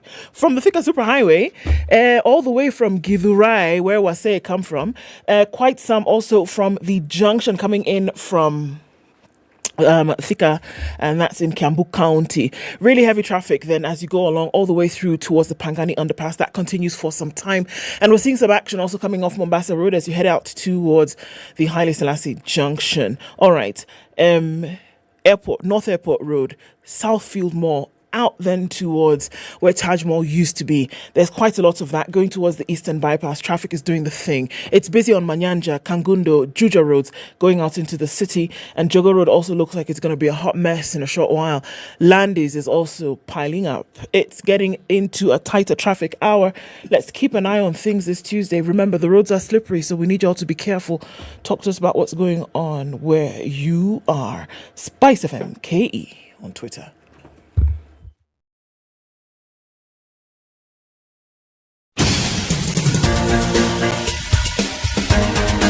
This is The Situation Room, the home of hard-hitting political commentary and penetrating insights about the state of the nation. This is a talk radio experience like no other. The Situation Room, a place for hard truths, debates, and elevated conversations. The Situation Room, witty, political, engaging, deep, controversial. In the room, we have C.T. Muga, researcher, academic, seasoned political observer, a fountain of wisdom in these politically uncertain times. Ndu Oko, Nigerian by birth, Kenyan by choice, communications expert, Pan-Africanist, a truth seeker and believer in people power, and Eric Latin, agent provocateur, the man in the chair, seasoned journalist, news hound, a man who believes in punching up, not down. This is The Situation Room. 7 the minutes after only 7. way Good to morning. start How your are you day. doing? Welcome to the second hour of The Situation Room. It's the fourth day of the fourth month of 2023. We are live on KTN Home, Spice FM, and online on YouTube and Facebook. It's the second day of the third regional symposium on grading judiciaries that's taking place at Safari Park Hotel in Nairobi. It was opened yesterday by President William Ruto. At least 20 chief justices from across Africa are attending this symposium, discussing what the judiciary can do and prepare itself to address matters of what? Of global warming, of climate change, of all those things. Africa can influence climate change plans. That's what President William Ruto said. The need to address climate change, saying it continues to have devastating effects in Africa. He was opening the summit on greening of judiciaries. He said, although climate change is a universal existential threat, there's good reason for Africa institutions and leadership to drive the agenda of mitigating its effects and eliminate the human activity causing it. You can follow day two of the proceedings live on KTN and also online. We have a guest joining us. We were hoping to have Wanjiru Gikonyo joining us. Unfortunately, she will not be able to make it on good time, but Nerima Wako Ojiwa is here. She is the Executive Director of Siasa Place. Good morning, Nerima. Morning. How you doing? Good to see you after a while. Good to be seen after a while. How's it going? I thought it would be a slower year. I have been fooled. So busy. Surprisingly busy again. Yeah. Change your clairvoyant. It's lying to you. Change your clairvoyant, he said. Wow. Telling you that it's going to be at you this kind of year. Danganya wewe. Anyway, welcome to the show. Thank you. City has the day's proverb. It's from the Republic of Congo. Yes, otherwise known as Congo Brazzaville. With the Sassou Nguesso as Exactly. president. That is the gentleman who is le président, as Madame Ndu often tells us. Le Président. La. El Presidente in Spanish. El Presidente. In English, the President. There you go. Okay. Not the President, Not the President. Yes. All right. Singular. Okay. Today's proverb. A bald-headed man will not grow hair by getting excited. A bald-headed man will not grow hair by getting excited. This one. I'm not picking on bald-headed people. I am merely reading the proverb. Okay? A bald-headed man will not grow hair by getting excited. I don't get it. Who does, man? not the bald-headed, not those with hair. I mean, what? As in, once you're bald, your goose is cooked. So you can jump up and down. As in, what is? Yes. That's it. That's it. Okay. Just say that. What is so good. That's why it's a proverb. We must conflate and confuse. In order for it cannot just be like that. It wouldn't be a proverb.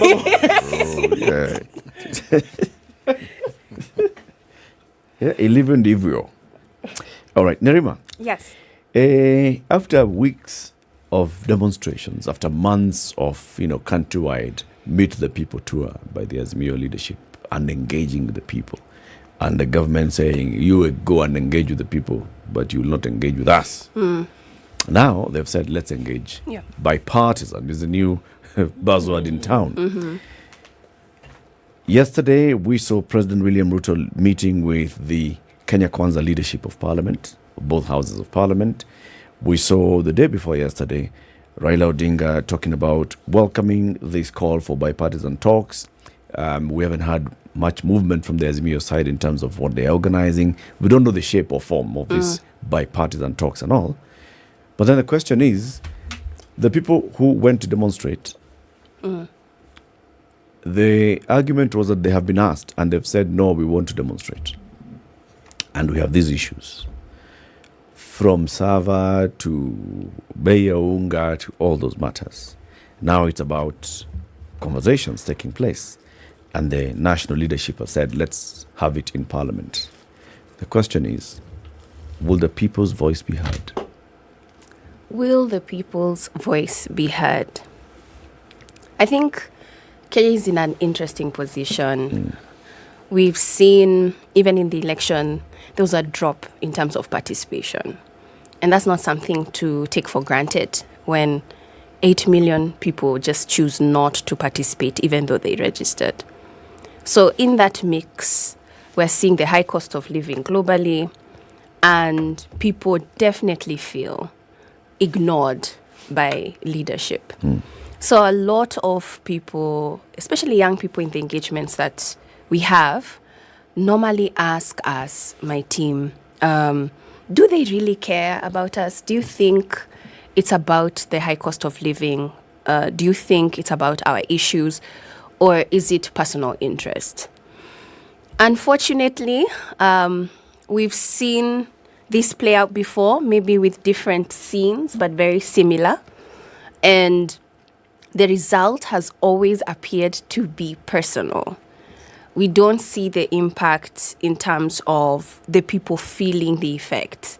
When you talk about the server, opening up the server, the conversations that we're having right now in terms of bipartisan whatever, there was IPPG during the NAC government, an understanding of having, opposition and government sort of form this committee that oversees elections.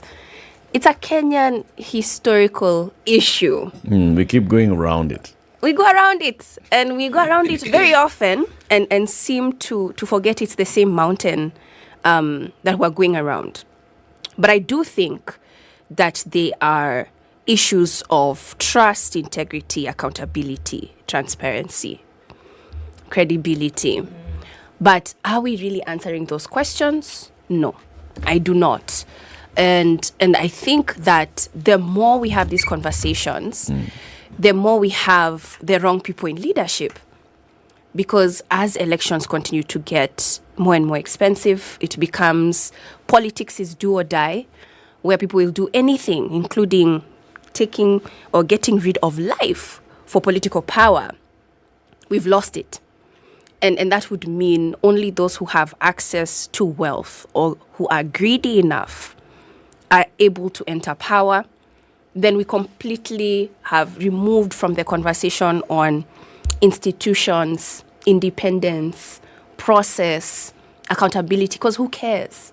As long as at the end of the day, you've reached political power. So I think it's about power. I do think it's about interest, because we've already seen conversations have shifted. We are not talking so much about the high cost of living anymore. It's about ABC. In a day. In 24 hours.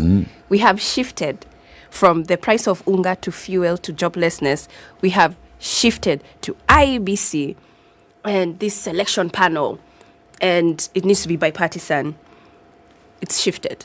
So for me, that's the Are the people ever, just from conversations and engagements that you have, but even from what we can see, because it's very easy to do the triumph call of we the people and for the people, and I represent the people, but are people really front and center then when it comes to this? It's interesting because many a politician also then will say, but it is the people who voted me in. Yeah. Is that not true, though? It is true. That it is people who are voting them in. However, the attention then is not put on the people when you assume power. The people then are a means to an end. Yes. And then thereafter they're disposed of.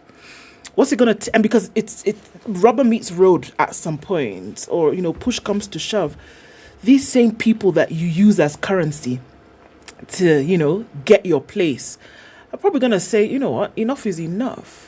And let's actually do something about it. But where are the people playing in all of this? How can people be used for demonstrations and then 24 hours they are put aside? How can people be used as the reason and they say we are in power because people voted us in, and then 24 hours later we're going to talk to each other and put the people by the side? Because that is what's happening. Call it what you want, put a different dress on it, but that's what it is, that people have been left to the side. I think so. And I do see that there's a very high turnover when we look at the member of county assembly position. MCA position, even in the counties that we work in, the MCAs that were not very interactive with the public didn't get re-elected. That is very visible. But the ones who were ended up being re-elected. And if you even ask for feedback, why didn't you re-elect this person? They'll tell you very clearly. As soon as we elected them, they disappeared. Or they didn't really help much. They made so many promises and then they weren't able to meet those promises. It's difficult to talk about a constitution that is over 10 years old and we are not quite conversant or we don't interact with it on a daily. I think the constitution gives so much direct power to the people. It pushes for engagement. Hold your leader accountable. Where is your leader? What is the budget? Have you followed up with the budget? Are you part of the cycle? But then it's nowhere encouraged, especially for you as a citizen. Even the platforms for participation, some of them don't exist in some wards in this country right now after 10 years, as much as we talk about devolution. So it's a catch-20 because here you are telling me, engage me, be direct with me. You have the power, but at the same token, it's built in a way where you really don't. You don't have the access. You don't have the knowledge. It's very limited. You don't have the power. So there's still a lot of work that needs to be done around that space. And civil society is doing that, but with almost to bare minimum funding. Impact and funding. Yeah. But then how do we as citizens participate better? Because you see, citizens participated in the making of the new constitution. At various stages, up to the point of actually saying yes to the draft constitution, and then it becoming the constitution. And this is the constitution that creates all these structures. And then because it's that covenant between people and their leaders. Those in leadership, those in governance, start making these attempts at clawing back on the gains that the citizens have made, on those safeguards that the citizen has put in place to make sure that those who are given that authority and mandate to govern are accountable. How does the citizen get back that power or grab back that power? There are so many things that are happening, because even when you talk about the constitution, it was partnership between several stakeholders from, yes, civil society, yes, politicians, both sides, opposition and government, yes, media. And that's not what we see today. It is the political class, and it is the political class wanting to push an agenda. I think what I have seen, even in the civil society space, a lot of activists in civil society in the 90s have become prime politicians right now. From governors to senators to all that, which is not a bad thing. But then we've also seen a decline in the civil society space, where there are a lot of these emerging young voices in the civil society space that are coming up. But there's this gap in terms of even the history or understanding the processes that Kenya has gone through to even getting the different drafts, Naivasha, Bomas, into even the constitution itself. A lot of young people are unaware of even those processes and steps. So how can the citizen engage? When I see and being in the board of Kenya Human Rights Commission, it has, given me an advantage of understanding firsthand how things occurred in the 90s, who was involved, including the church. But right now, even in this conversation today, we can see how divisive the church has been and the role that has shifted from the church being this platform of organizing. I mean, people used to go to All Saints Cathedral. It was used as a camp by Wangari Maathai. The church played such an intensive role in organizing the civil society sector. But right now, the church is separate. Politicians are separate. Civil society is separate. So it's a different dynamic. And we're dealing with a different dynamic where different sectors are working in different silos. But there's also high cost of living. There are challenges where we can't be seeing reports of 2.97 million young people are unemployed in our papers, and then you're expecting them to be concerned about the governance. No, it's very difficult to engage somebody who's hungry. Let me ask you, the people who were demonstrating, were they demonstrating for the reasons that were being advanced, or were there people who were demonstrating because they genuinely felt that there are issues that need to be addressed? The people who were carrying sufurias, was it just for show, or was it because they actually felt that they needed this issue of cost of living and cost of food being addressed? Even the people who are in the streets with Eric Omondi yesterday, are those people protesting about cost of living, or are they just flower boys and girls for the political conversation? I think it's a mix. There are some who are there because they're taking advantage of the situation. We've also seen the issues of vandalism. But I also believe that there are people who are passionate about the high cost of living. So there are people like that. Yes, there are. What's the space of those people now in the current bipartisan? Honestly, they should have a space. But we should be able to organize people through civil society, because civil society represents the public. But when civil society has been framed as evil society, because you receive most of your funding from Western governments and pushing an agenda, we've seen how conversations have shifted. All of a sudden, we're talking about only LGBTQI and not talking about high cost of living enough. So the place for the people is to hold one leaders accountable in terms of where is the person that you elected and what stand do they have at the moment. But when you see it is being pushed to only political agenda, it's about us versus them, then the voice of the people is lost. And I do think that they are civil society organizations, or even not even registered groupings, even social movements. Ja Revolution is one of them. They have been doing protests for the last 2 years. We don't highlight them in the media, but they are still doing Ja Revolution. They started with What love is that? It's a movement that started with the social justice movement centers here in Mathare and Dandora. And they would organize every Saturday. They would walk through town and push for the reduction of the prices of unga. They have been doing that for 2 years. Yeah. Yes. In this country. In this country. Yes. In this country. So Like then, with that gentleman called Happy Happy Olal. Olal. So then, what you almost alluded to was that, look, can you have people to be, governance participants if their basic needs are not taken care of. And this is the thing, and I think that you can. We've seen examples of folks who are able to lobby, picket. If we look at the Western Hemisphere, folks who are, participating in their governance, their worry is not whether they will eat that day. They could be picketing the whole day, but they will get back home and they will have something to eat. I mean, the middle class, especially on this continent, if you ask me, is peculiar in the sense that, we have our spaces where where people are able to, you fight for certain things and you say certain things.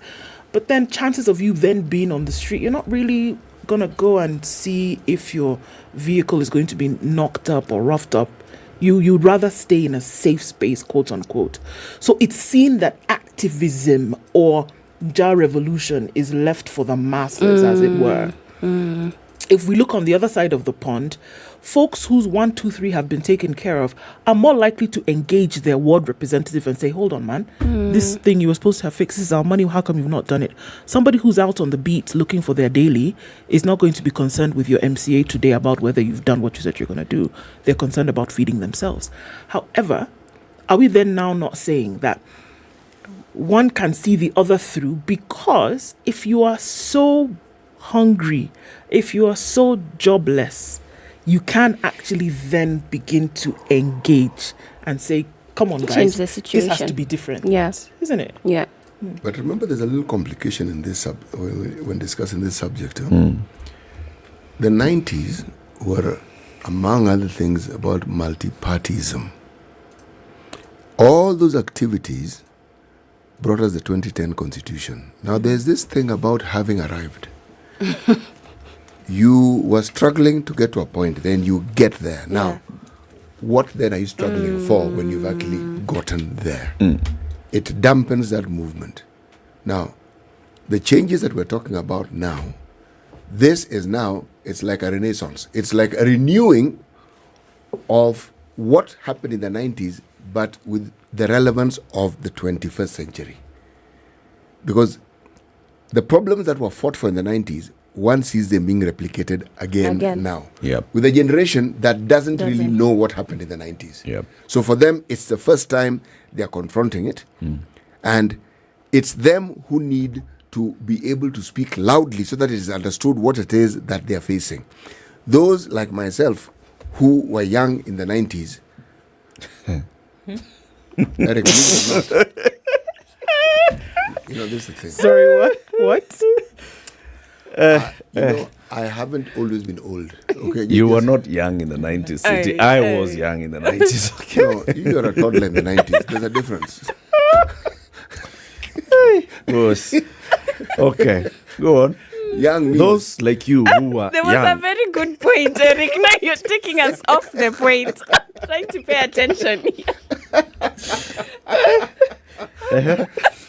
I'm saying the discussions that we are having have to be made relevant to this day and age, because the moment you have the great agitators who were then actually a mix of those who were in the university, these are aspiring middle class individuals who got in the middle class and had that same mindset.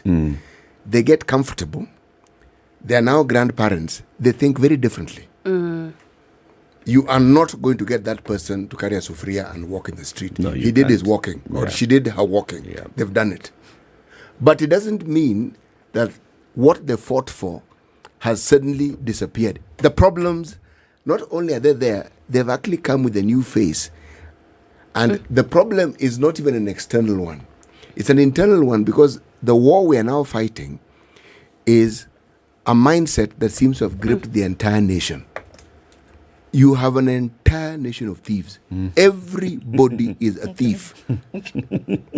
A thief in practice, a thief in waiting, a thief in training. It's like the opportunity just doesn't present itself, but we call it deals.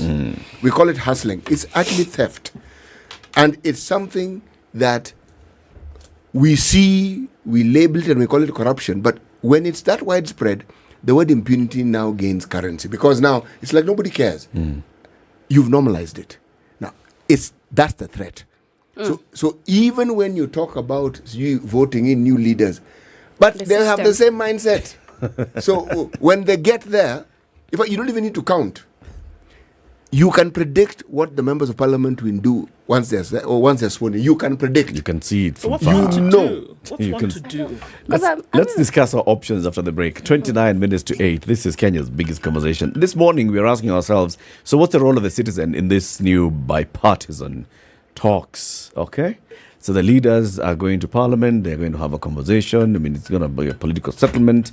It's a political settlement about IEBC, but about the cost of living, about governance, about proper accountability of leadership. Where do we as citizens voice our opinions and our thoughts on this? This is what we are discussing with Nerima Wako Ojiwa. She is the executive director of Siasa Place. Good morning. This is the Situation Room, the only way to start your day. Are you looking for your dream home or the perfect plot of land to build on? Look no further than Digger Real Estate, the e-commerce site for all your real estate needs. From cozy apartments to sprawling estates, we have a wide selection of houses for rent and for sale. And if you're looking to build from scratch, we have prime plots of land available for purchase. Don't settle for anything less than your ideal home. Head to realestate.digger.co.ke today to start your search. Digger Real Estate, where your dream home becomes a reality. Can you dig it? I'm sure you're wondering how you can spend less and get more as we approach the Easter period. Well, the Standard Digital e-paper has a solution for you, and it's the half-price Easter special. For all news and entertainment buffs who look for a credible source of information and content they love, well, this one's for you. We're offering you a chance to pay half for the full story and all the extras. Instead of 6,199 Kenya shillings, pay 3,099 Kenya shillings and stay on top of what is happening across the globe. At your own convenience, for less. This incredible offer is valid till 30th April 2023. Subscribe now. Visit epaper.standardmedia.co.ke and enjoy the half-price Easter special. Get the full story all year long. Only with Standard Digital e-paper. Standard Digital e-paper. Tap tap. Sprinkles Just still how you continues like in it. Nairobi at 15. We'll see highs of 23 and lows of 15 today. Mostly cloudy conditions at 15 in Nakuru. And we'll see highs of 23 in a cloudy Nyeri at 15. It's sunny at 14 in Eldoret, highs of 24 and lows of 14. And we're looking at mostly cloudy conditions at 26 in Mombasa, highs of 32. We'll see highs of 32 as well in a sunny Malindi at 27. It's 19 and sunny in Kisumu, highs of 27. And we'll see highs of 26 in a sunny Kakamega at 17. 18 in Kampala and going to highs of 26, and we'll see highs of 29 in a mostly cloudy Dar es Salaam at 25. It's 13 and cloudy in Johannesburg, highs of 24, and we'll see highs of 33 in a mostly cloudy Lagos at 27. Kinshasa's cloudy at 25. It'll go to highs of 31 and lows of 24.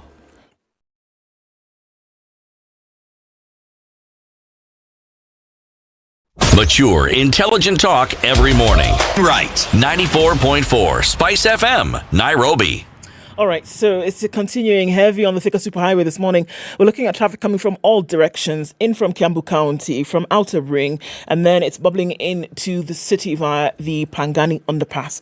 Kiambu Road is very busy. There's traffic coming in from the northern bypass. It's also touching in from Ruaka, and it's going to come all onto Kiambu Road today. Those that don't get onto Kiambu Road are all piling on to Limuru Road and then trying to get into the CBD, either going to Westlands or this other way. Speaking of which, Waiyaki Way, really busy as well. James Gishiro piling up. It's all coming from Ariara Road. It's coming from Junction Mall.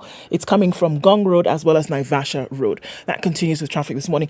The weather doesn't help because they're going to pile things up. People are moving slower, which they should in this weather. So just, keep your wits about and be careful. Let's talk on SpiceFM KE on Twitter. Mature, intelligent talk every morning. Spice up yourself.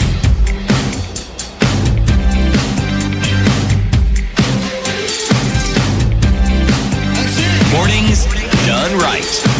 94.4 Spice FM, Nairobi. Continues 25 minutes to 8. We still have Nerima Wako Ojiwa, Executive Director of Siasa Place, and we're now joined by Wajiro Gekonyo, who's an advocate for good governance and accountability. Wajiro, good morning. Good morning, Eric.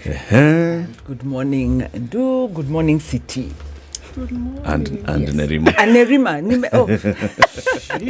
We've been in recent conversations. You feel like you've just seen her? Yes. We've been in very recent conversations. I came with you from the house. From the house, yes. They just didn't realize. They just didn't know. And apologies for my tardiness. No, it's all right. We forgive you. Thank That's raining. That's why accountability. No, that's not why. That's not an excuse. We are praying for rain. It's weather. Yes. See those people that you talk about on governance and accountability. When they give you an excuse next time, go be easy on them.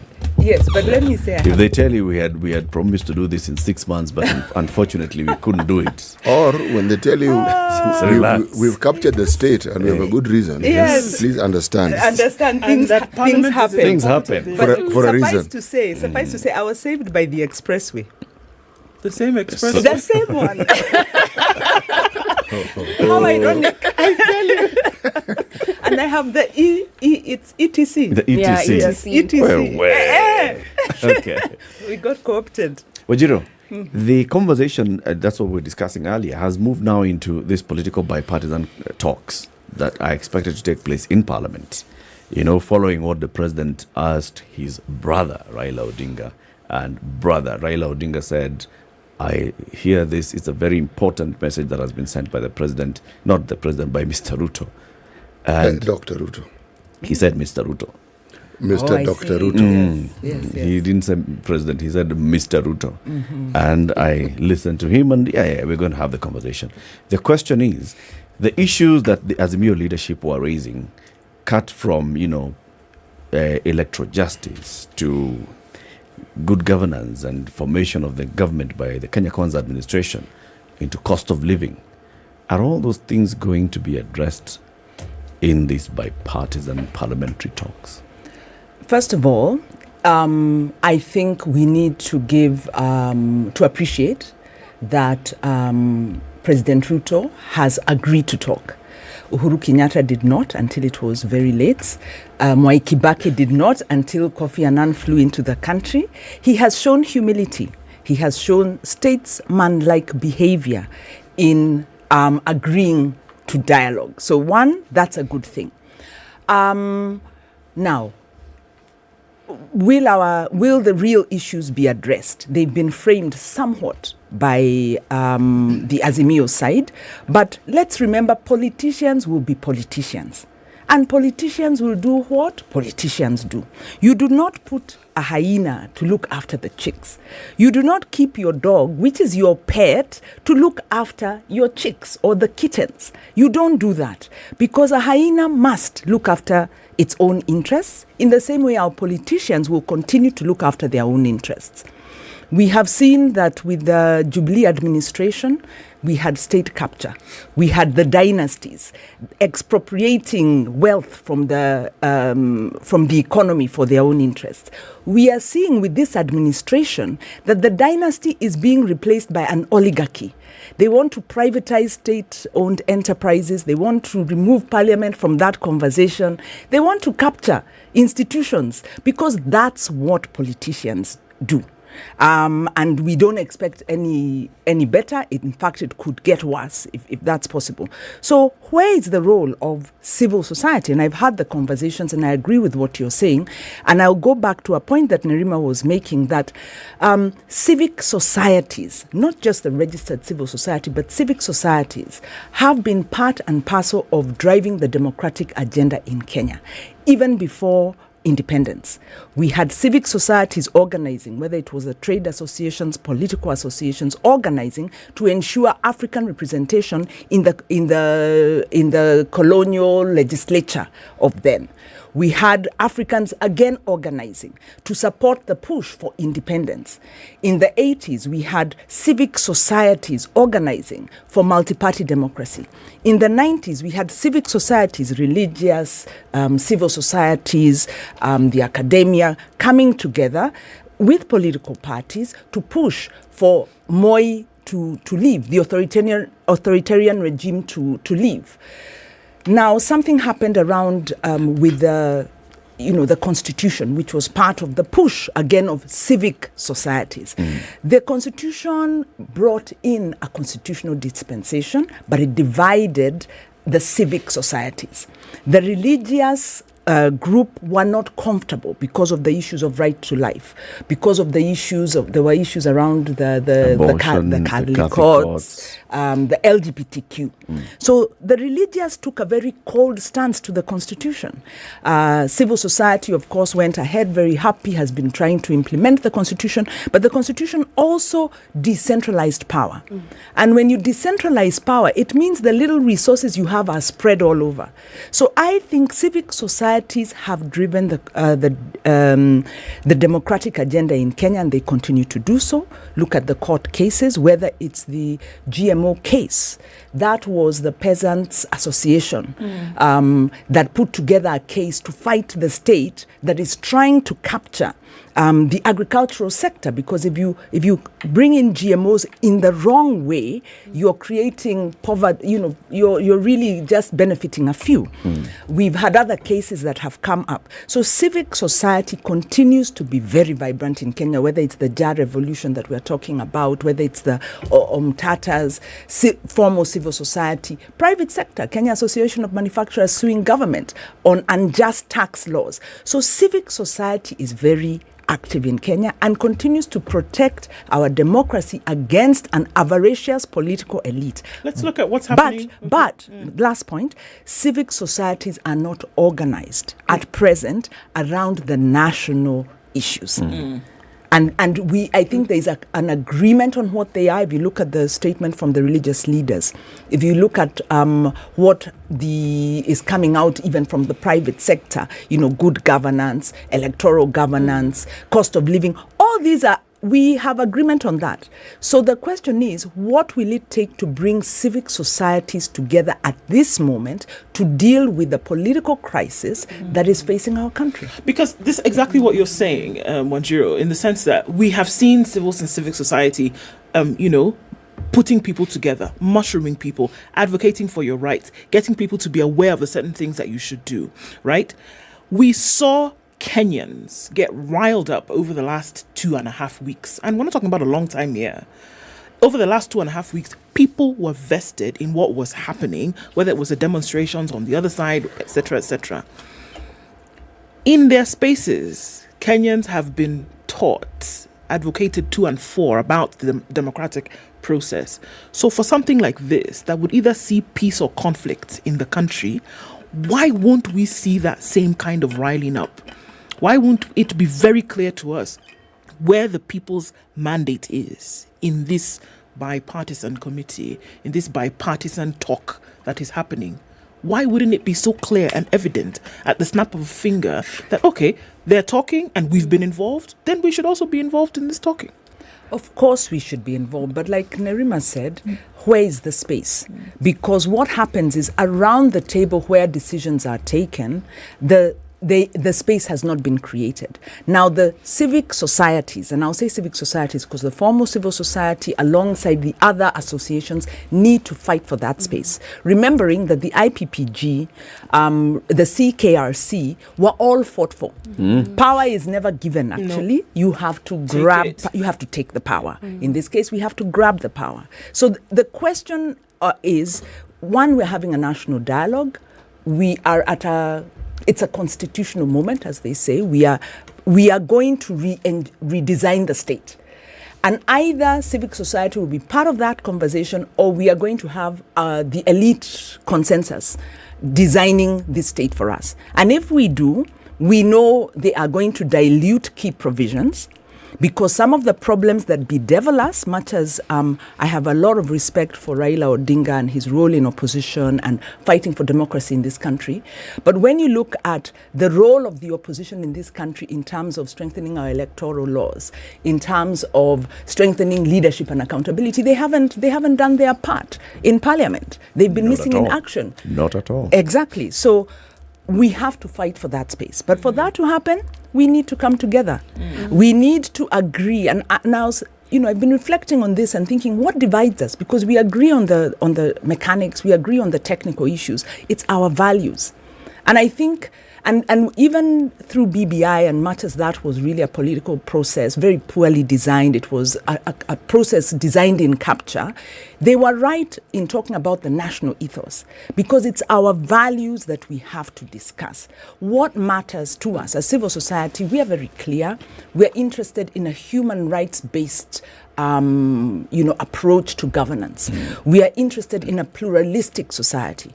When we sit with religious leaders and we say pluralistic, they'll say, do you mean also LGBTQ? And we'll say yes. So how do we have a discussion with religious leaders and say, we have a common problem of failed governance in this country. We must discuss the values that bind us so that all Kenyans of whatever walk of life, ethnic, social orientation, religious affiliation are part of this nation of Kenya, and can we move together so that we get into this national dialogue and frame the real issues. But Wanjiru, if you look at religious leaders in this country, they are a unified force. No. If you look at civil society, and you correctly put it, are they a unified force? No. So, when you say there are commonalities, there are things that people more or less have agreed on, is it that they have agreed on, or they've given these issues a nod and give the impression that they agree? Because if you agree, then your actions should indicate. But does that happen? The answer is no. So, Siti, the point I'm making is that we are agreed that our governance is failing us. Because if you look at the statements that are made by whether it's the business community, now the religious, like the Catholic bishops made a statement just last week. They'll frame the same issues. They'll say, we don't want disorder, we don't want anarchy, we don't want politicians inciting citizens, we don't want, So we recognize broadly that we have a political and governance crisis. So the question is, and I agree, we are still fragmented as the civic societies. So the question is, how do we come together? And in my view, two things need to happen. We need a dialogue, because at this point, the only thing that will save this country is dialogue. And we need to recognize within civic societies, we must talk to each other.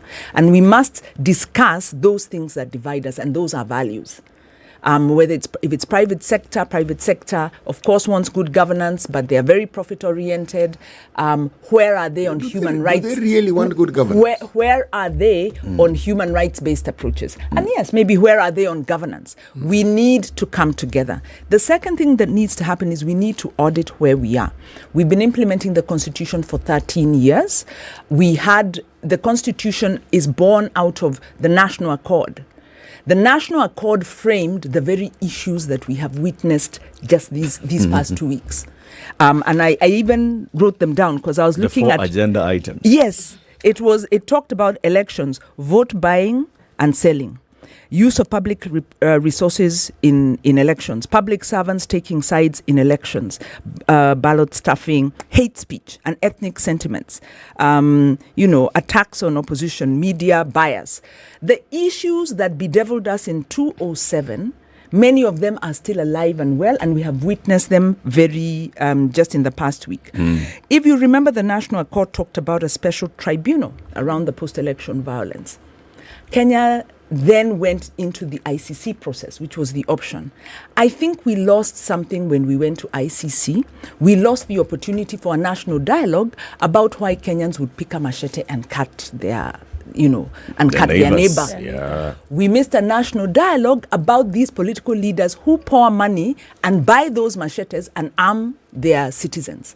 And so there is a part of our history that we haven't owned, and it's becoming a living history, and we are repeating that cycle. So we need an audit and we need a dialogue. And I believe civic societies are the ones that will help this country, not our politicians. It's true. We've got to begin by, first of all, acknowledging that our system has been captured by the political elite. Because this is what we were discussing it even earlier. Over time, politicians have made themselves the most important segment of our society in everything. Even in those 90s, the opposition then had to work with the civic societies. They had to come in and work with the religious leaders in the civil society. And then that conversation had to happen. Have you seen politicians calling the civil society even for this mandamano now? Have you seen politicians calling the religious leaders and saying, okay, so how can we engage with the religious leaders, with the civic society, with the civil society, and say the issue of framing this issue of cost of living, let's push it this way? No, they actually do deal with it by themselves. So politicians have captured this whole thing, and that's why they're comfortable going saying we are going to have the conversation by ourselves in Parliament, and we are going to craft this constitution and then grab the remaining power through the constitution and change that balance so that it's a political leadership, it's politicians that will be deciding how to govern us instead of us deciding how we want to be governed by the politicians. If we start by accepting that, and then now we start having a conversation and saying we can start by citizens can start by having their own conversation parallel to this bipartisan. You actually see the American hand in this, because where they are concerned, there's a huge separation between, say, church and state. It's not the case here. Our religion and religious groups are an integral part of what we do on a daily basis.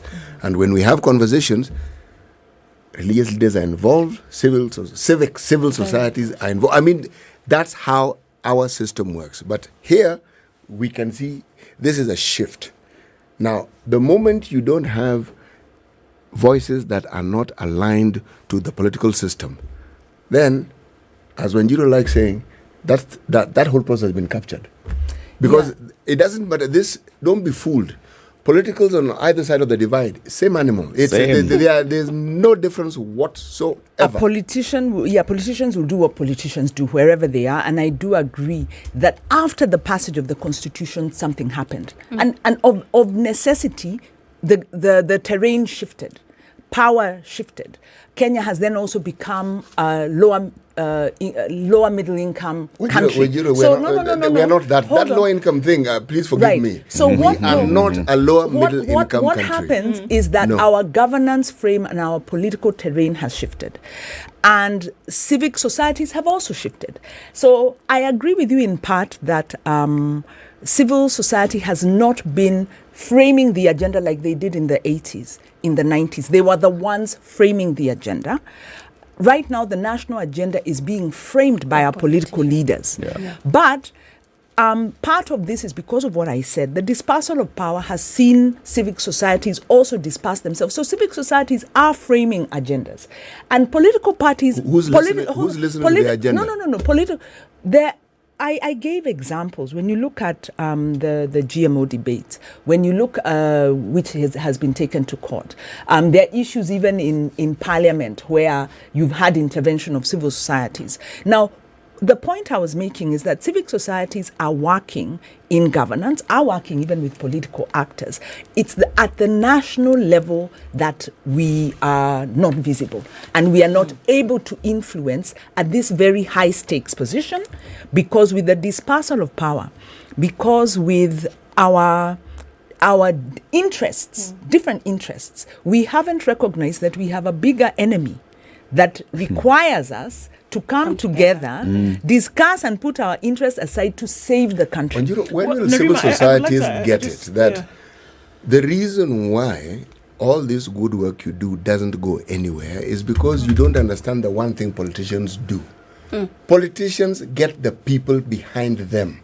So even when they're misleading the people, but they are behind them. Civil society in this day and age seems to be this set of people, this group of people out there who from time to time take people to court, talk about things. That discussions of the civil society are extremely important.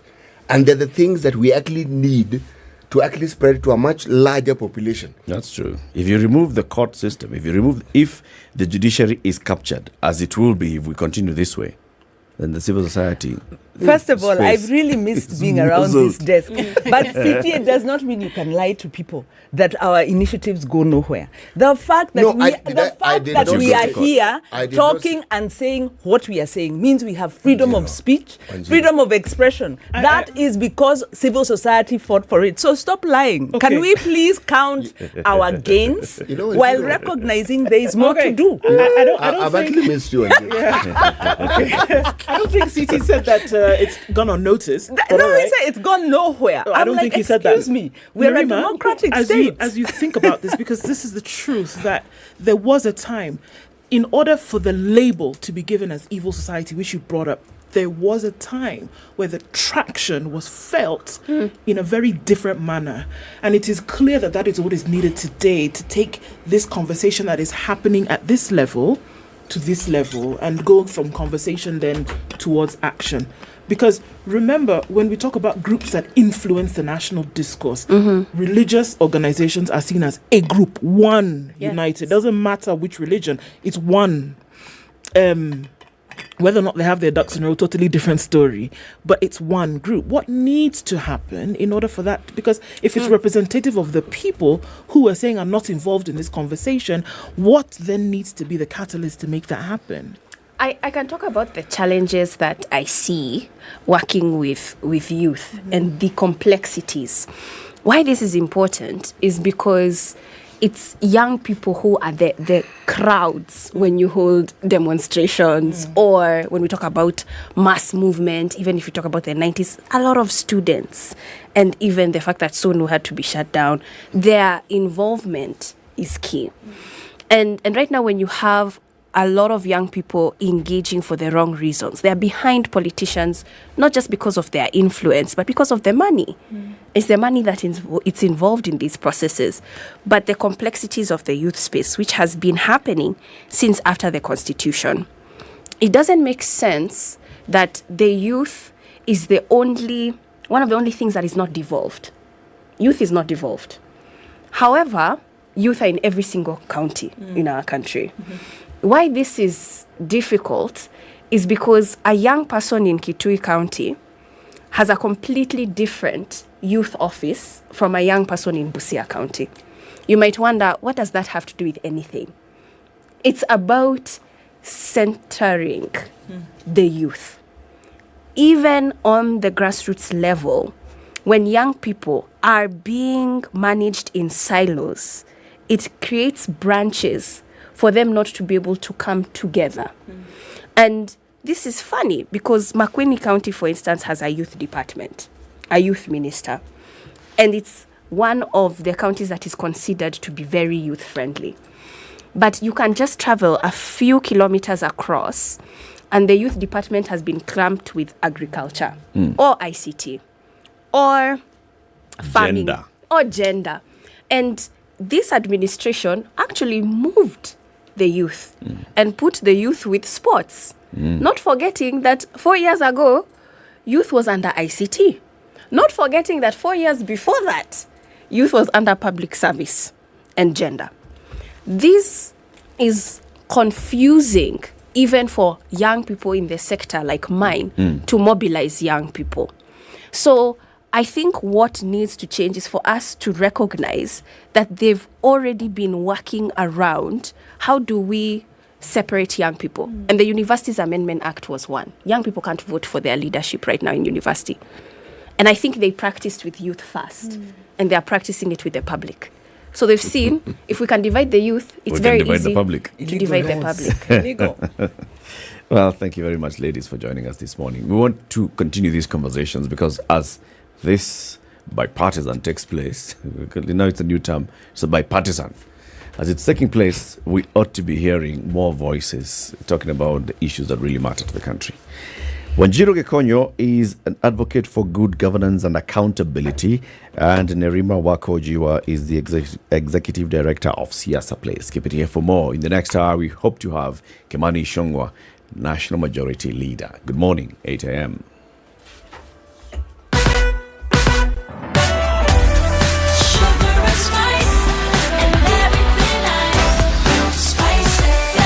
Spice up your life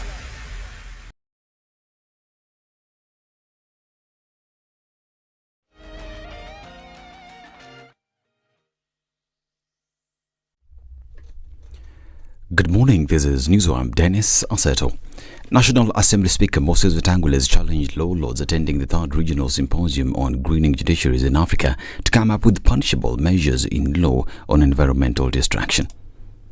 We need a serious review of environmental related legislation because most of it predates our independence, when we used to tap offenders on the wrist and tell them to go away. People armed with power source mowing down forests with impunity get away with it. People who release pollutants into our fresh water sources like rivers get away with impunity. So as the judiciary gets at the centerpiece of greening the world, the judiciary only enforces the law that we pass. And they also punish those that you take there to be punished. So I urge the executive to be firm in dealing with those who destroy environment, those who pollute our environment, those who pollute our rivers.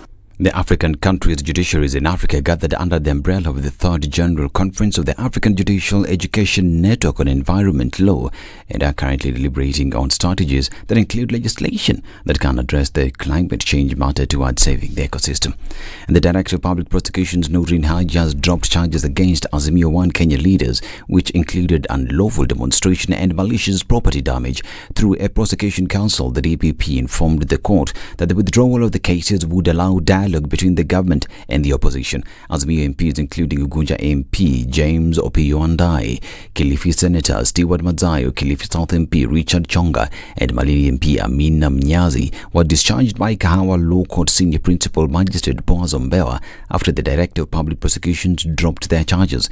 George Yogo Obure and Esther Orobi, who were co-accused alongside the MPs, were also discharged. The six had been accused of taking part in an unlawful assembly together with others not before court. Through their lawyer Dunstan Omari, they thanked the state and the judiciary for withdrawing the case. However, similar cases facing 200 protesters in Kibra, Kiambu and Makadara courts are still on. The government has announced stringent measures to combat road accidents as Kenyans travel for the Easter holidays this week.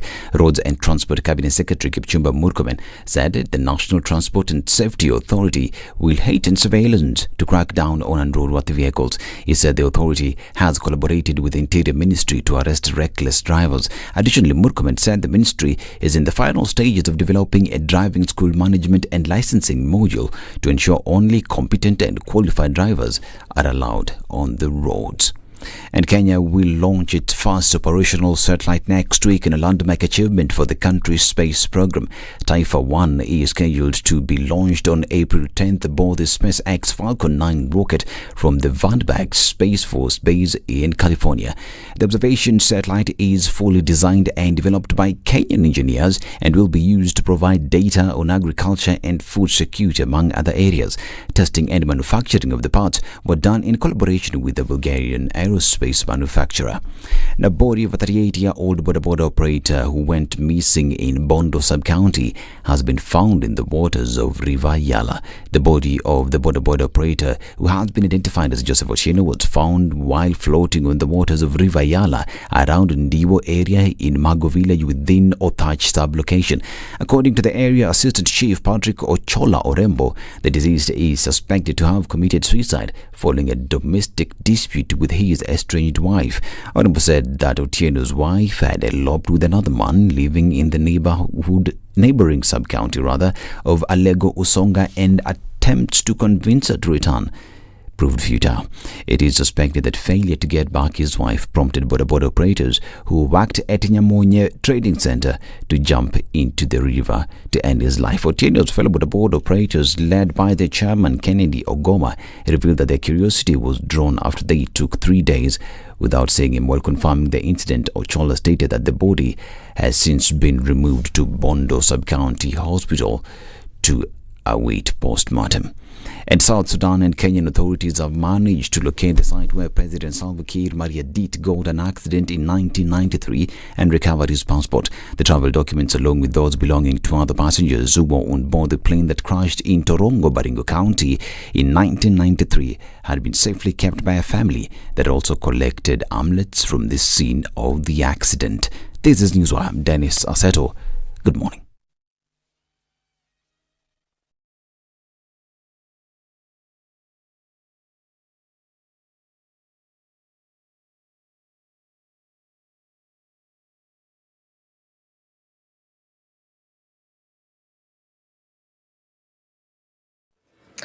Okay, at a few minutes after 8 o'clock, we're looking at slow-moving traffic on Outer Ring. We're looking at the same thing on the Thika Superhighway coming into the city as well as coming off of Waiaki Way. It's going to be slow moving into the CBD this morning. On Mombasa Road, it's not too bad, but we're looking at slow-moving traffic on Gong Road. We're seeing the same on Langata Road, which comes off Magadi Road. Okay, this whole nexus, traffic here, Jogo Road, Outer Ring, Manyanja, Kangundo, Juja Road. All of it quite a mess this morning. Likoni at the interchange is spilling over to the southern bypass, and it looks like there will be some traffic as they're heading out then towards the junction going towards Uhuru Highway.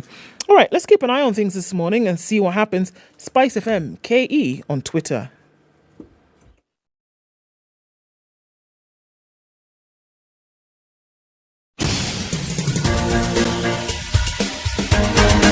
This is The Situation Room, the home of hard-hitting political commentary and penetrating insights about the state of the nation. This is a talk radio experience like no other. The Situation Room, a place for hard truths, debates, and elevated conversations. The Situation Room, witty, political, engaging, deep, controversial. In the room, we have C.T. Muga, researcher, academic, seasoned political observer, a fountain of wisdom in these politically uncertain times. Ndu Oko, Nigerian by birth, Kenyan by choice, communications expert, Pan-Africanist, a truth seeker and believer in people power, and Eric Latin, agent provocateur, the man in the chair, seasoned journalist, news hound, a man who believes in punching up, not down.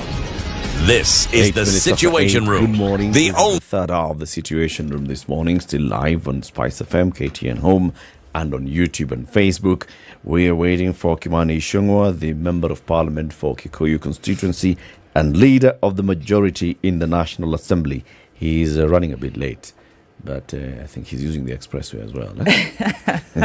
You had to go there, Eric. I thought the difference is now him. Bygones. He has the wee, and you don't have the I didn't need wee. I just just used our taxpayers' money and climbed the expressway. It can let happen. Yes. Now hear today's proverb. City. Yes. A bald-headed man will not grow hair by getting excited. This is a proverb from the Republic of Congo, otherwise known as Congo Brazzaville. Hey, they are trying to suppress the natural energies of people. Hey, how now? Please. It's telling you, pipe down. Where is the rush? You need to get excited about life. You need the energy. But in this case, you're bald. The excitement will not bring about hair growing on your head. So you can be excited as much as you like. Want. The hair will not grow. It's not going to help you. So you might as well pipe down. The excitement will help you. Yes. It's hair on your hair which won't grow. Wow, okay. So you don't think this is trying to oppress the natural expression of people? Of hair growth? You can tell a lot about a culture by their proverbs. Yeah, by their proverbs. Huh? So obviously they value what hair. What is telling you is that the people of the Republic of Congo might be suppressing they're suppressing bald people. No, that one, they value hair, obviously. And then two, they are telling you, pipe down, compose yourself. Don't get too excited. That is it. That is it. Instead of encouraging people to express themselves, bring out your creative side, bring out your critical side. Yeah, this one is going to bring out your feminine side. All of those. Yes. Okay, so earlier we continue with this conversation as we talk about now having a national dialogue. Wanjiru, you said you mentioned something. We are at in a constitutional moment. Yes. President Uhuru Kenyatta said this 2 years ago, and you vehemently said no. Yes. Why are you saying yes today? And I am proud to have been part of the landmark court case that stopped the BBI project, which was an elite project to capture our constitution. Constitutions are living documents. And as they are implemented, you will inevitably find what fits and what doesn't fit. there are a number of things that we have seen don't fit in our constitution. That is what you call a constitutional moment. And so constitutions are expected to be reviewed as the implementation goes on. Now, the thing with BBI is it sought to emasculate and to bastardize the constitution because it was trying to create amendments to favor a few that undermined the foundational principles of the constitution. You will see if this dialogue continues without civic societies, without civic society voice, without critical media voice in it, the same thing is going to happen. Because politicians will be politicians, they must look after their interests. But yeah, there are things that don't work. We look at the implementation of devolution has become a rubber stamp process. Most of the resources are still being held by the national government. We need to address that. We have talked about Senate oversight. Now, the Senate says give us funds to oversight county governments. That's nonsense. They just want their own CDF kitty so that they can eat it, because that's what has been happening with the CDF kitty, which should be aligned to the Constitution. But the senators are not well connected to the oversight role of county governments. We missed something there. I believe our presidential system isn't working for us necessarily. We need to go back and have that discussion. There's the 2/3 gender rule, of course, which is one of the big ones. There is progressive realization that is being abused to deny people of their fundamental socioeconomic rights. So there are all these discussions that need to happen so that we can make the needed adjustments. So now you agree that there is no basic structure to this constitution? I did not say that. If you're changing some of those things, like, our presidential system is not working, I don't know what. Are you not touching on the fundamentals? The cause. If you are going to touch on those fundamental structures, devolution. The process, well, if you're talking about devolution and increasing the percentage, that doesn't address basic structure. What does it address? It addresses, it's still strengthening devolution.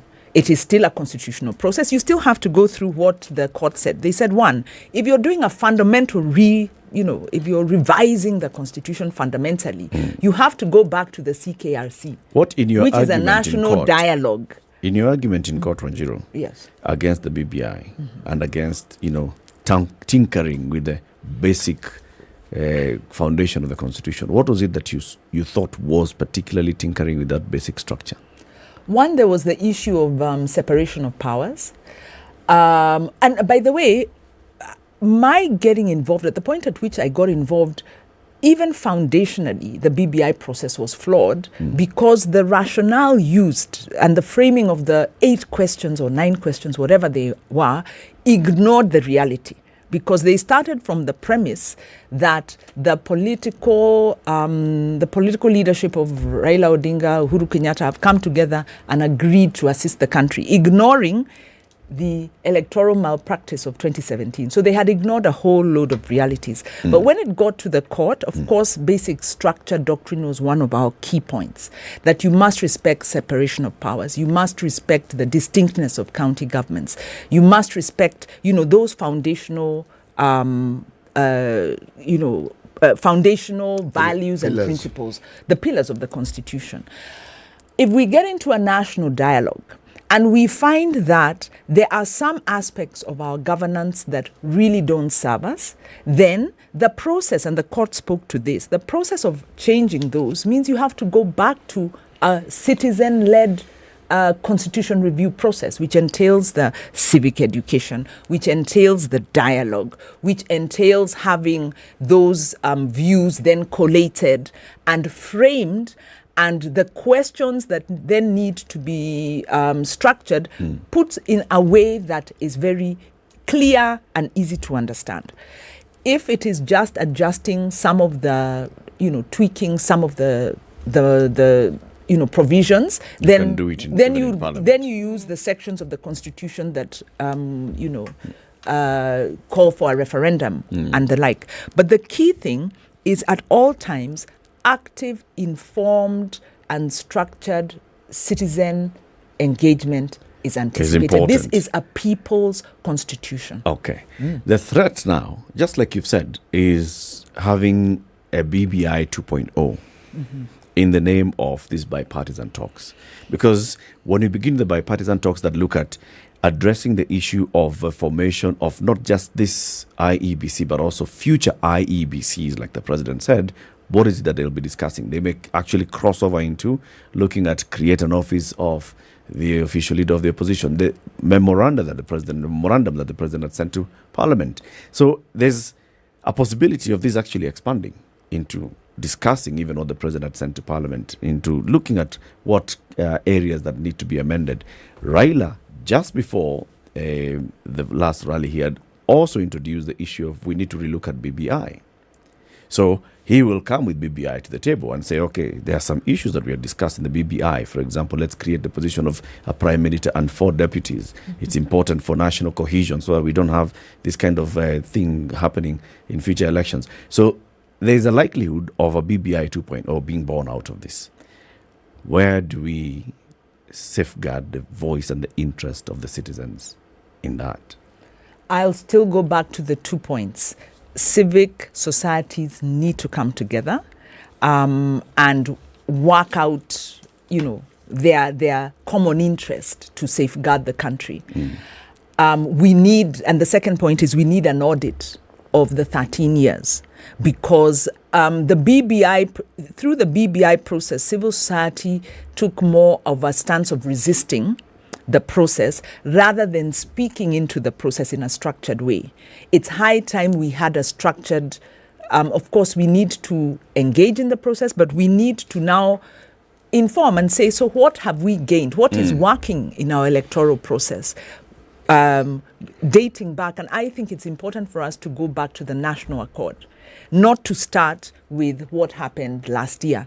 That's not good enough because things happened in 2017, things happened in 2013, and elections are not just voting day and the announcing of results. It has to do with the conduct of political parties. It has to do with, of course, the IEBC and how it's constituted. It has to do with the election laws which have been tinkered with and the provisions and recommendations of the Kriegler report diluted. It has to do with leadership and integrity, Chapter 6. So civic societies have to come together. Who has got to lead? If you look at the civic societies now, the 90s leading into the constitution, you had from the NCCK, the Reverend Dr. Mutava Musyimi. You had from the other side, Dr. Okio Okombaka. Coming together, Ufungamano, you had the likes of Professor Kivuta Kibwana, you had the likes of Professor Makao Mutua and the former Chief Justice, Dr. Willie Mutunga, you had the likes of them, and they just needed a few of them to lead and others coalesced around them. Now, Wanjiro, you are in that position now. In those days of your youth, you are looking at them. It is you now. Who among you is taking the mantles of leadership and saying we need to come together as civil society and start this conversation? Start our own parallel, like we saw with the parallel Ufungamano Constitution draft. Start your own parallel conversation. There are a lot of conversations taking place. There have also been efforts by civil society in 2013, in 2017, and even now to coalesce these voices. There's the Kenya to Itakayo movement that has been active. We had Kenya Nisisi, a short-lived kind of formation that then morphed into the Kenya to Itakayo. So we had MOPA, which is the Movement for Openness and Political Accountability. Civil society has been trying to coalesce these voices. And so discussions have been taking place. And even if you look at what happened in the 90s, you have to keep trying to bring people together. It is fractious. There are interests. One formation gives birth to another. The issue is, will we put in the time, the pressure? Do we have the clarity to do this political political work? So yes, conversations are taking place. Do I see it forming? Do I see something forming? I think I do. Raila Odinga has inadvertently triggered, a realization that the country is not as stable as we like to think. That it is not just the cost of living, but we also are very politically fragile. So the events of the last 3 weeks have shown leaders in civil society, in the religious, that we need to revisit this discussion. It cannot be business as usual. We have to get into that high level political discussion around our country and what we want the Kenyan state to look like. Practically, we talk about, having the citizenry, having the people involved in their governance, participatory governance. We talk about it. I mean, it's almost like a buzzword. Yeah. But the truth is, when you ask the question, what would it look like? What would be satisfactory levels where you say, yes, we have people who are involved in processes, who are concerned and then leading onto action about what their own governance looks like, the Switzerlands of this world or the Nordic countries that we so often refer to. What would that look like, actually? To say that now you have 40 odd million people who kind of go around their business, and there's this clamor to say, you must be involved. It must be you who essentially dictates how this country will be ruled. These folks are in a position of service. How would it look like? What would happen that we would then say, yes, we've gotten to the point where at least this is happening? What does that look like? I think it is happening. And I think I'll just reiterate once again. Civil societies, associations are organizing, are engaging their leadership, whether they're engaging in terms of taxation, in terms of levies that are being, placed on them, whether it's local residents working with their MCAs or their administrators. Citizens are engaging, because if you go back to the 90s and where citizens were and where we are today, we are engaging more.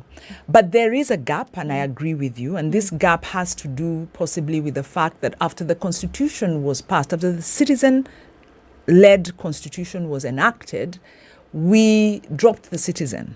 We dropped the civic education. The political leaders then ran away with our new constitution. We allowed them to run away. Because for me, we relaxed. We what it looks exhaled like, and thought we've reached. For me, what it looks like is that you have a good part of Kenyans, whatever country that we're looking at, aware. Because the person who coined the phrase that knowledge is power knew what they were talking about. It is power for you who has the knowledge. It is also a release of power for the person who is in power over you when they realize that you know. So for me, it looks like any decision that will be made, bipartisan committee today, working party tomorrow, that they will not think twice without involving you. That the people will be front and center of their decision. Because of the fact that we talk about countries where a road is not built without the input of the people. Laws are not changed. The first thing is they think, wait a minute, we've not consulted the people, we have to ask them. And all of that is born from people having an innate knowledge, are engaging every day with this governance. And for me, that's what it looks like. For me, that's what it looks like, that nobody's making a decision without involving you. There's no way you're having a committee without bringing in a representative for the people. No way. You see, what happens is the lie that Wanjiru said I had mentioned, and repeat that lie again. You're not going to let it go. You want to use a whole platform to misinform Kenyans? Well, I'm actually just joining you. You decided on the misinformation. I'm just carrying along that same line. You see, the fundamental difference between civil society and the politicians is this. Civil society looks at issues that actually need addressing, issues that are important, that are germane. Then they talk among themselves and decide how this thing works. They do some consultation. Politicians, especially the ones who are really supreme, they actually know what the people need and want. So their conversations are crafted around what people want. Then they stand in front of the problem and they lead the problem. The assumption is that they lead people. No. They've understood what people want. when somebody has the people with them, it doesn't matter how good your agenda is, you're going to lose to them. Even when it comes to now what we like referring to as misleading or taking people away from the real issues. Once the people are with them, the people will continue going with them. I'm repeating it. Civil society had people with them in the 90s. That's why they could make the impact. Right now, they don't. It's like a small club of people who talk about really very important things, but in a way that only people who understand what they're talking about do. If it goes to court, they'll get to hear about it. But getting this so-called people behind them, the truth is they don't. Yes, I agree with you, and that's not necessarily a sign, a reason to give up. Because one, I agree, politicians have the people behind them. And as you were speaking, I thought about actually the Kenya Kwanza campaign strategy, which picked issues that were pertinent to the people. So did Azimio, for that matter. For the longest time. So issues were framed by media, framed by civil society, cost of living, also the issue about of an unfair economic system. So civil society contributed to the framing, media contributed to the framing of issues. Politicians very astutely picked these issues and turned them into a political campaign, and Kenya Kwanza then out-messaged Azimio, because they essentially picked the same things, slight differences here and there. So I would put it to you that, in a way, the ground has shifted, because people have been made promises, and they are watching for those promises. So much as we might think it was just Azimio supporters who are out on the street, I'm sure Kenya Kwanza supporters, if not on the street, were saying, yes, these guys better demonstrate, because we were told the cost of living would come down, yes, in 30 days or something, and life is getting much more and more difficult. So the Kenyan voter has also shifted. Now, the problem is, without a values-based governance system, what is this voter shifting towards? They're shifting towards anarchy. Because you're saying that... not necessarily. No, well, if we don't have the value system, and if our political leaders can violate the law by inciting violence, by getting involved in theft of public funds, and then you are appointed to public office, if we are messaging that impunity pays, and if the posturing of our political leaders is impune, then... that is what citizens will pick up. So the citizen, I think, will not, and I agree with you, will not tolerate broken promises. I think the genie's out of that bag. This is not a passive population that are going to sit by and let their political leaders craft a constitution. If they feel they are not being heard, then it might not be Raila Odinga leading the protest. And I think the fear here is the anarchy that seemed, to bubble through when looting began. So these are peaceful protests, but you can see there's a sense where it could easily run out of control. Spiral out of control. Yeah, spiral out of control. So the threat here is that once this political leadership coalesce and then they go and lock themselves up in a room and they start mutilating the constitution and coming out to the public and saying, you know what, we had to discuss this because the country was heading in the wrong direction, and for the sake of peace and stability and posterity of the country, we had to come up with this document. They will corral the public into, first of all, accepting it, expecting it to be a solution. And by the time then the public realizes that, wait a minute, we've been duped once again, it'll be a couple of years down the road, wasted opportunities. I don't know why you're For making me, the those fear assumptions. Is, what assumptions?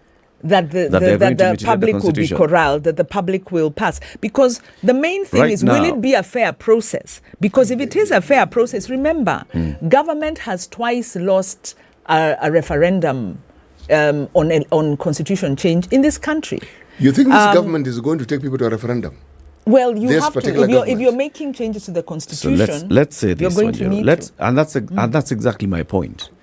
If now the political leadership come together and they come out and say, all of them, Banan, coming out of the room and saying, we've actually, white smoke, we've agreed, right?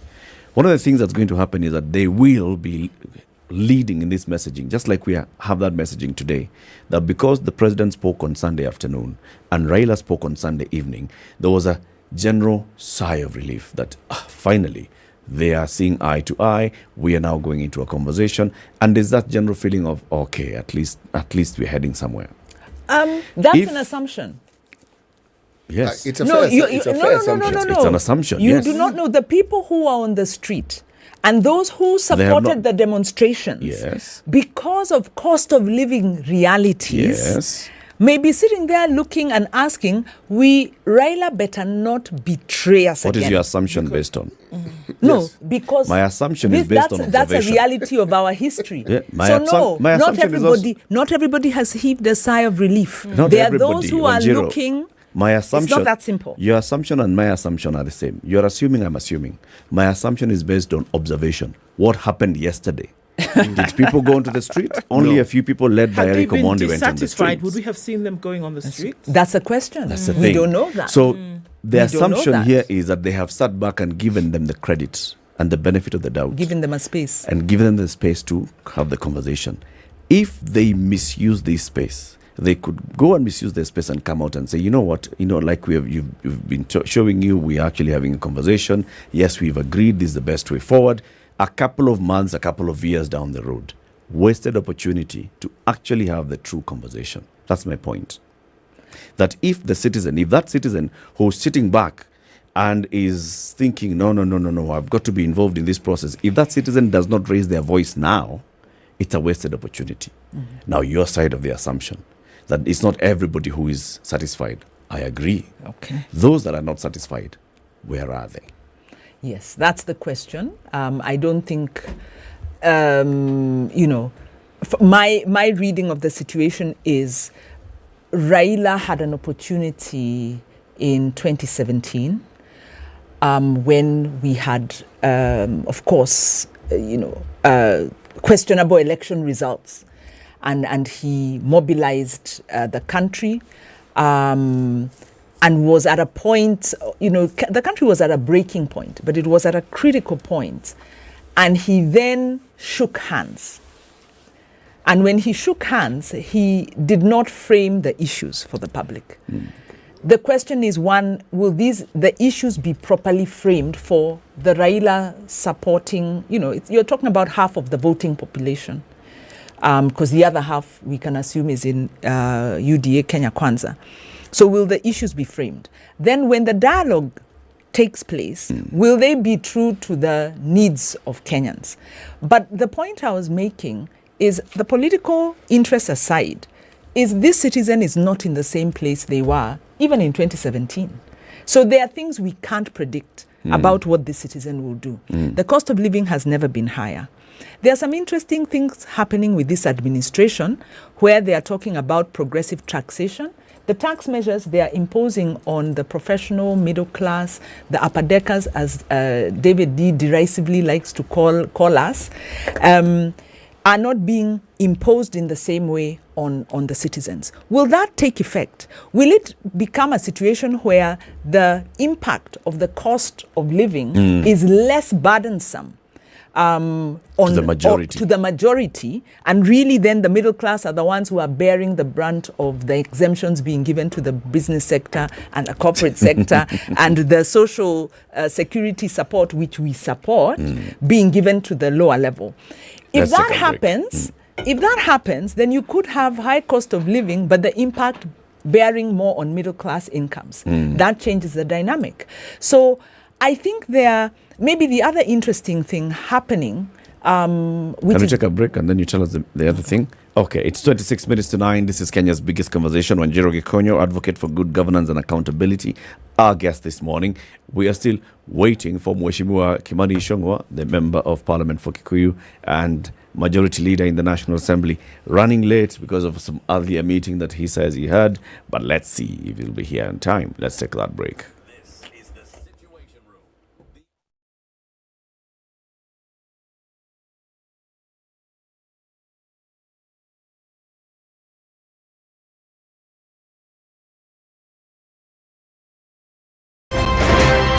Thank you very much, Eric, and it's good to be at the Situation Room. Always a pleasure coming here. This is the most challenging interview panel in Kenya.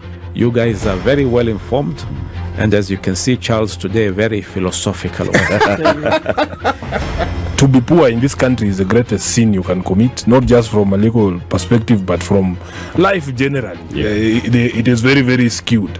We've just heard on the floor of Parliament, just most recently, a leader within the ODM saying that Sisi ni ng'ombe is a baba. Yeah. Which means that you are willing to be milked dry. Hapo. You cannot force me to believe. I'll give way. If it's land that I'm told to return to you, I will. Okay? Because the court has said so. But I'll continue saying, watu wamenirusha. A bit of a cloudy morning at 16 in Nairobi, highs of 23 and lows of 15 today. Partly sunny at 16 in Nakuru, highs of 24, and we'll see highs of 23 in a cloudy Nyeri at 18. It's mostly sunny at 16 in Eldoret, highs of 24. We'll see highs of 32 in a mostly cloudy Mombasa at 28. And at 29, it's raining in Malindi, highs of 32. 20 and sunny in Kisumu, highs of 28 and lows of 19. And we'll see highs of 26 in a sunny Kakamega at 18. It's 20 and partly sunny in Kampala, highs of 26. And we'll see highs of 29 in a cloudy Dar es Salaam at 26. 13 and sunny in Johannesburg, highs of 24 and lows of 8. And Lagos is cloudy at 27, going to highs of 33. We'll see highs of 31 in a mostly cloudy Kinshasa at 24.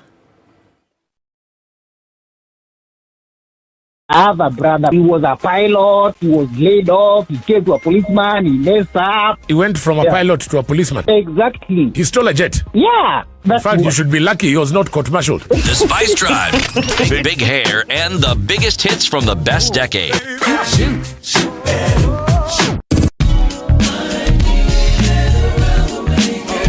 Indeed, it's all about hashtag Spice Drive, hashtag Quatch, KWACH. 3 to 7 in the PM. The Spice Drive, only on 94.4 Spice FM, Nairobi. Damn.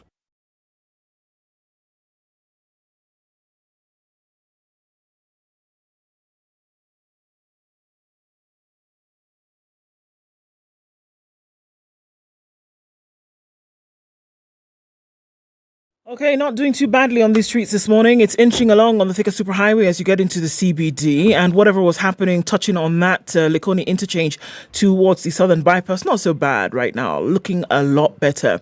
Into the CBDs, where most of the action is happening this morning, and we're looking at some of it still coming off James Gishuru going towards Wayaki Way. Westlands busy, Limuru Road doing the thing, and then coming out into the city. The northern bypass pretty busy, and it'll feed off onto Kiambu Road. Okay, that's what it looks like for now. Traffic hour did not last so long, but we're still seeing some traffic going probably up until 9:30. We could put an eye on things. Help us out here as well. SpiceFM KE on Twitter.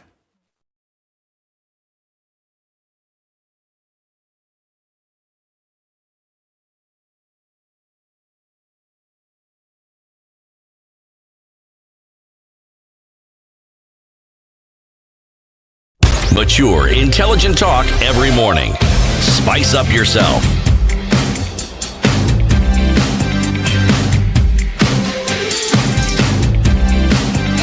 Mornings done right. 94.4 Spice FM, Nairobi. We're still here with Wanjiru Gikonyo, advocate for good governance and accountability, talking about, so the citizen's voice in the ongoing conversations. Yeah. And for me, I think even as we continue to have, the time is not later, for as we see things and the way they've progressed, the time is now. Kenya also being in a really unique spot whereby you don't have a shutdown in the voice of the people like you do in very many other countries. So time is to take advantage of the position that Kenya is uniquely placed in, to actually have a voice and to actually see things done as a result of that voice. You talk about state capture quite a lot, Wanjiru. Is it a surmountable thing in your opinion? Because it also always seems to be an ingredient in this thing that suppresses the voice of people. Right. I think that's such a good question. And there's a very good article that was written by a young political analyst, Joe Kobudi, who's the curator of the Elephant. Yes. Who's a really profound thinker. And the article is about the two publics. And it speaks to some of the issues we've raised here about why do Kenyans vote in these leaders and then complain about them? Because we'll die for these leaders. One, we will we'll ask them to buy us off. We sell our vote, we vote for them. Then the moment they get into office, we complain about them. And we spend 5 years complaining. And he talks about, the two publics. That Kenyans, because of the colonial experience, the kind of trauma, social and political trauma we have two publics. We have our private persona where we engage in our chama, we engage in our PTA, the Residents Association, our private spaces with integrity and leadership, and we expect integrity and leadership.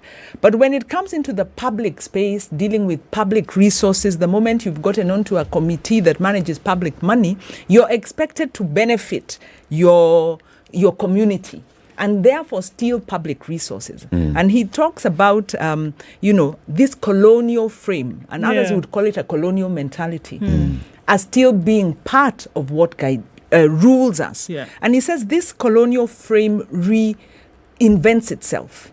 So much as we had the colonialists and then we had our own government, we are still in a colonial frame because our political leaders get into office, intend to make back what they spent getting there, and paying what is now called the black tax, because you have to support your community, and your community expects you to do that. They expect you to create appointments, make sure people are employed. They don't ask, what is the procedure of employment? And if you haven't gotten your community employed until there's a bloated workforce that Kenyan taxpayer pays money for, then you're not a good political leader. So there's a misalignment. So how do we deal with this colonial frame where political leaders must benefit themselves? The dynasty of Uhuru Kenyatta, got into the milk sector, for instance, and they did what they did, passed regulation, weakened the sector so that they were actually monopolizing the sector to put their own company at the center of this. And this is documented. And they went into several sectors with the same kind of mindset. And this is what we call the dynasty. And that's what you've heard William Ruto and the Kenya Kwanza proponents talking about, getting rid of the dynasty. Irrespective of the fact that many of the politicians in Kenya Kwanza were in Jubilee and were part of building this dynasty. Now that they are there, what are we seeing? So the question we should be asking is, are they going to dismantle the dynasty? We've seen some actions against, some of the financial decisions that have been made against some of the companies that would impact the former First Family interests. Is that dismantling the dynasty? Or is dismantling the dynasty about accountability in the economic system? So what it looks like is they now want to create an oligarchy, because it can't be a dynasty. There is no historical wealth to protect. You have to make the wealth. And right now that wealth is held by the state. So if you privatize public institutions which own large trunks of land, which are in very privileged sectors such as energy. We've seen recent contracts being awarded. An independent power producer was a production contract was awarded to Gideon Moy's family. How was that done? Was that above board? What are the terms of that? Was that a competitive process? Is that the only family or interest company that could have taken that contract? So what we are now seeing is how does one company become family though, Wanjiru? No. The point I'm making is you have to be politically connected. An oligarchy means that a few politically connected people benefit from the privatization process because public services are increasingly being delivered through partnerships with private companies. Why does it sound to me like state capture? Well, it's maybe in the semantics. It's another the way. principle is the same. It's the same principle. It is still a state capture, State capture. from a dynasty to an oligarchy. It's now not one family benefiting. It's now going to be a lot more people benefiting, like what we saw in Russia. The main thing is you still muzzle citizen voice. Citizens will still then not get the best value. You undermine democracy because you are actually violating the state contract. And it is still bad governance because you have to offend the constitution to do it. There is a reality here that we sometimes miss in our conversation, and that is whether it's an oligarchy, whether it's a dynastic system, there's always a support system with it. The dynasty you talk, it's not one family, it's many families, it's many people. It's just that it's a club. It's always a club. It's a group of people. With an oligarchy, it's a group of people. The only thing is, it's a new group of people. Exactly. Yes. Exactly. So the question that Ndu asked is this process going to dismantle the state capture? That capture. And we are saying no, it's not. Kenya Kwanza has made promises, but no, they are not going to dismantle state capture. They are replacing the actors in state capture so they can capture themselves. Our guest has arrived 46 minutes late. Okay, but he's here. The Honorable Kimani Ichung'wah is the leader of the majority in the National Assembly. Good morning. Morning, Latif. How are you doing? Not bad. Uh-huh. Please ask Kenyans on the entry at Westlands to stick to their lanes. That's a problem, eh? Huge problem around just after ABC. What is the entry to Westlands? To the expressway. To the expressway. Okay. They're all cramming up at the entrance, even those who are not using the expressway. What do you think is the cause of that? Well, partly the rains and the state of the road, the lower deck road. Maybe leaving the house a little bit late, Mheshimiwa. I also left a bit late. Well, probably also. But do not let Wanjiru lecture you on being late. She can only talk about it from the point of experience. Wanjiru is my good friend. Yes. So Birds of a feather. she's allowed. But anyway, Latif, my apologies. I also had another engagement at 7:30. Okay. So when you get a bit of traffic, it becomes a problem. It's all right. Yeah. We'll have a conversation for the next 20 or so minutes, but we appreciate you coming. We specifically invited you to come so that you can give us, the lowdown of what's happening now with the new conversation that's about to take place. This bipartisan conversation. The leadership of Parliament met yesterday with the President, in which you discussed, and the President said you were meeting to discuss your strategies of how this bipartisan conversation is going to be like. What is that strategy? Well, really not a strategy, but he was just briefing us. As I said yesterday, he was briefing us on what is expected of us to work together with our colleagues in the minority and in both houses. That's why we are the leadership of both houses, to develop a framework where we will quickly roll out on that bipartisan approach to resolving the issues that have been raised. And as you're aware, there is his proposal. There is also the counter proposal from the minority. And therefore, we must have some sort of framework on how you deal with the issues. Get to know, see what is doable, what is not doable under the current laws. If there are any changes that you need to make to any laws, then you look into it. And as happens ordinarily, and I did indicate that yesterday, Parliament has its own rules and procedures and way of doing things. And therefore, what would ordinarily happen is to have an ad hoc select committee, because there are some issues that you not have a standing committee to deal with. And it's been done in the past through select committees, ad hoc select committees, and I probably would be thinking that is the route we will take, establish an ad hoc committees to deal with each of the issues, or one committee that can deal with the issues that are there. And when that time comes, then we'll just get to nominate members. And with the approval of the House, they begin their work. So the issues you're saying include the issues that the President himself had raised, That's with the memorandum to the speakers, and then the issues that Azimio has been raising in the protests. Those are very many issues. The issues the president had raised in his memorandum to the House are already before an ad hoc select committee, which has already begun its work. The National Assembly did nominate a committee, and the Senate also did, and that committee already has begun its work. I think they've held 2 meetings now, either 2 or 3 meetings. So that's already work that's ongoing. The other issue is now the one the president raised on the constitution of IEBC, the panel. You remember that panel was established following an amendment to the IEBC Amendment Act, following a court ruling. And I don't know if it's Wanjiru who went to court. Not on that one. Yeah, missed that one. Yes. I don't know how Wanjiru missed that one. Imagine. Must be Omtata or someone else. So somebody went to court when this act was enacted last year, but one.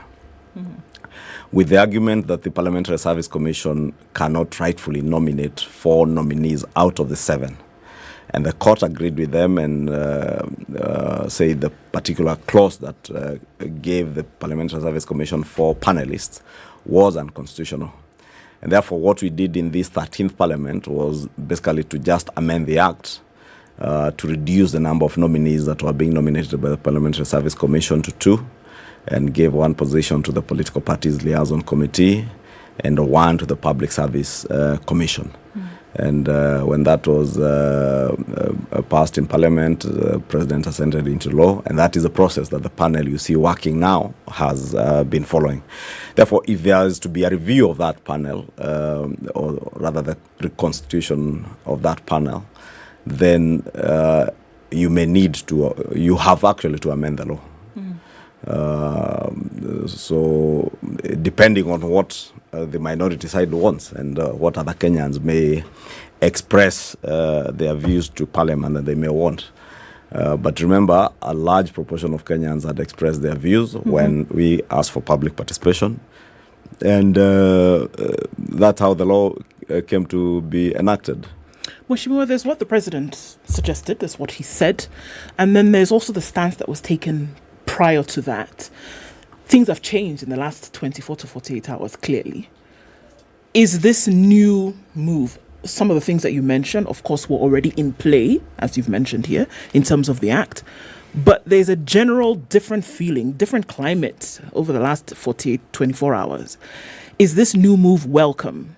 You can speak as yourself, who's spoken over the last 1 week in different arena, as well as other players now in the House. Is it a welcome move? Of course. And I did indicate yesterday it's a very welcome move, especially considering that it's gotten people out of the streets. And for many of us, remember, it had been our position that there are avenues where you should engage ordinarily. And as leaders, we should engage on matters that are of concern to the people that we represent in Parliament. And the fact that there's been a climb down and people have now agreed that we can sit together and resolve the issues that may be of concern to Kenyans, including the cost of living. And I've even argued it on the floor of the House, that even for our colleagues on the other side, the place for them to deal with issues on the cost of living is not in the streets. It's on the floor of Parliament. That is where, if you have a problem with the cost of commodities because as a result of taxation, then you can raise those issues, but you cannot deal with taxation issues in the streets. That is where, if you have issues that are of concern to you in terms of the subsidies program that we have under the current regime in subsidizing production instead of subsidizing consumption, the place to come debate and give better ideas to the government of the day is Parliament, not in the streets. And therefore is a welcome thing that people now have stepped down to deal with issues where they should be dealt with. Honorable Ishungwa, yes, we've discussed and been on the same side on issues of the economy, especially the mismanagement of the economy under the Jubilee administration. Some of those bad habits seem to be continuing under the Kenya Kwanza, but that's not what we are discussing today. If you can name one, I would want to hear. Yes, like the office of the president has shot its budget. Within 7 months, it had exhausted its budget. It's bloated it. It's not a very transparent budget. Then the appointments that we are seeing of excess numbers at a time when we're in fiscal, we're in austerity. But let's not get sidetracked. I think there is cause for, if you have time, maybe we can discuss the economic. My question is, we have a political issue here, and the legislative process in Parliament is perceived as somewhat captured.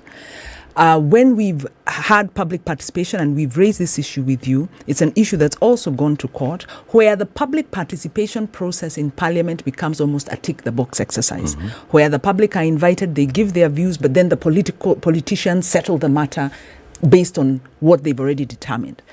Now, how do we deal with a political problem like we have now? Because there is a political problem. There's a problem of cost of living. There's a problem around our elections and the credibility and of our elections. You're then talking about using a parliamentary process to deal with a political problem where the citizens don't have proper voice. Citizens are not assured they'll be heard. Is this really going to diffuse the temperatures in the country? Is this really going to build the nationhood and the support that Kenya Kwanza administration needs to implement its agenda? Or are you proposing we go back to a business as usual approach? Or are you going to deal with the crisis that's facing the country? Well, Anjiro, first I never let anything pass. And when you talk of a bloated expenditure in the office of president, probably you would see it that way from where you sit. But I can tell you from where I sit and having gone through the figures, and I'm sure you may also have had the opportunity to look through the figures, you should be aware that the last regime did expend the entire budget for the year. Before of the office of the president. In what? In 2 months? Between July and September? Within the first quarter. They expended up to the third quarter, beginning of third quarter, for some strange reason. Between July and September? Yes. And part of it even paid under Article 223, and those are the issues we've had discussions with Wanjiru Gikonyo in the past on. Therefore, when such a thing happens, then and a new administration is coming, you are bound then to have to increase the budget because government has to buy the new cars that are needed, and these are some of the essential expenditures we are seeing. Do you know, Wanjiru, how many cars left that office? Do you know how many cars? And probably this is not something that I should be engaging in the media because there are steps being taken. Cars that left with people. Cars that were being used by people who are not entitled to government cars. And you know the impunity that was there in this country. And those are some of the issues we've been raising. And I will never shy away from raising those issues because they are there. And we can never speak about issues that are not there. Okay, that's a big one. But now address the other question. The